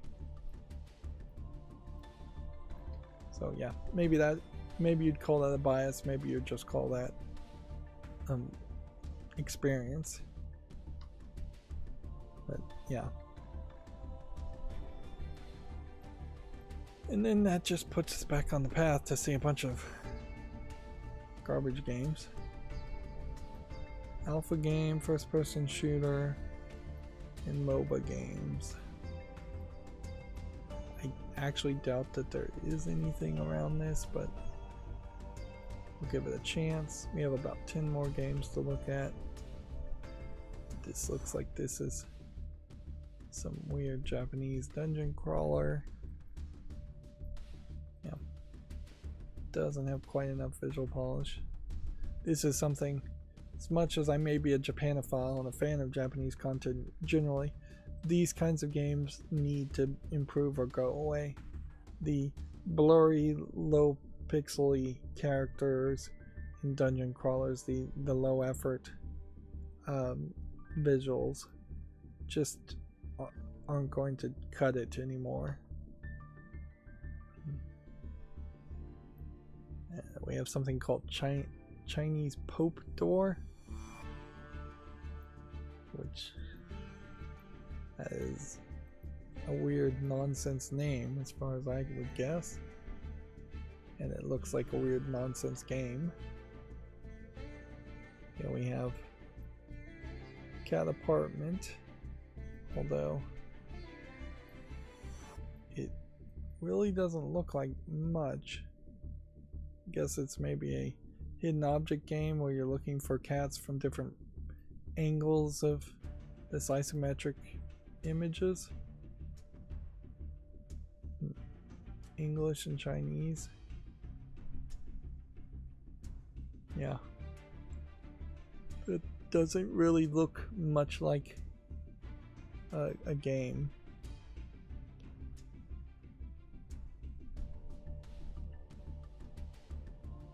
Yeah. So, no to that. Next we have a game called Jump Like a Grad Student, which is another one of these platforming 3D asset flips, which the good news is that fad only lasted a couple of weeks.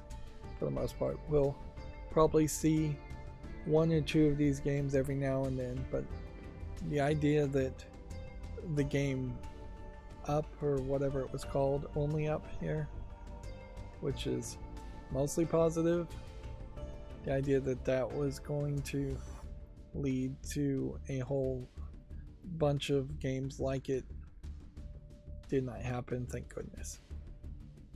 Even in the case of Only Up, it's only mostly positive, and I don't think it's gonna sell that well or have that many people playing it in the future. The whole concept is too simplistic and ridiculous. Getting Out Alive doesn't look like anything of interest. 12 Angry Hours looks like it's a survivor's game. No real interest. Here we have what probably is a Korean game. Yep, Korean only. And it says it's a chaotic educational game set in ancient Greece. Become the fictional philosopher Epistemenos. Defeat the scholars who stand in your way. I don't know if this is a real person.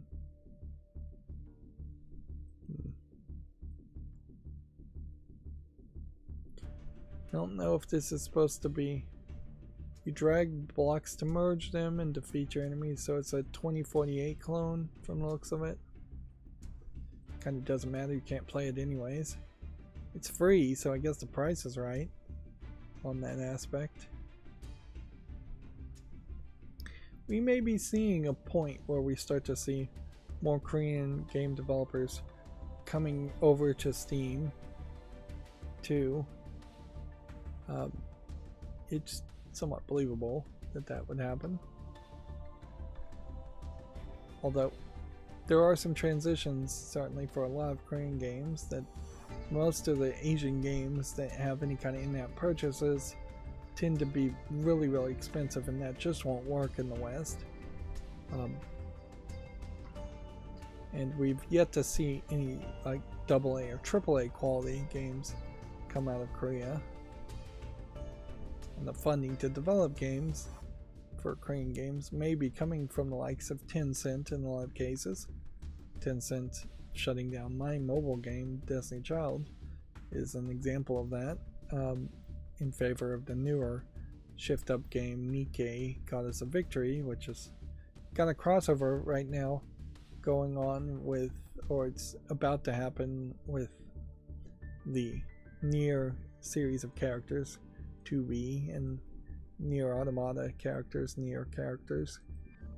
Still, even at that, I have no interest in actually playing Nikkei Goddess of Victory, and Nikkei Goddess of Victory as Shift-Up's second game compared to Destiny Child is way more greedy, way more expensive, and honestly I don't think it's as much quality.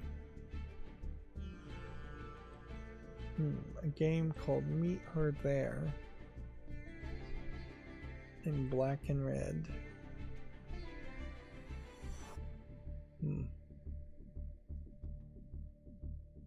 Explore a tiny giant world of two people stuck in a cursed time loop. Relive the single day as many times as needed. Ask for help, don't get arrested.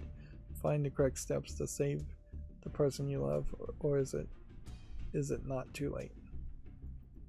I'm gonna give this a chance, but this really has Virtual Boy vibes with the red and black. And yeah, that's a weirder one. It has been a very small day as far as games that I'm making YouTube shorts on. Like 2, 4, 6, 8. I have 8 tabs right now, including the one I'm looking at now, which I'm probably going to say no to as far as YouTube shorts. Usually I have 20, 30 games, even on Mondays, to make YouTube shorts on. Yeah, Highway City doesn't look like anything.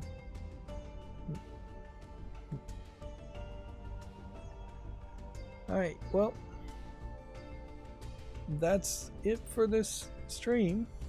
As always, I ask you to like, share, subscribe, comment, and watch every second of my videos. If you want to support me further, there's a link down below in the description box. Thank you for watching.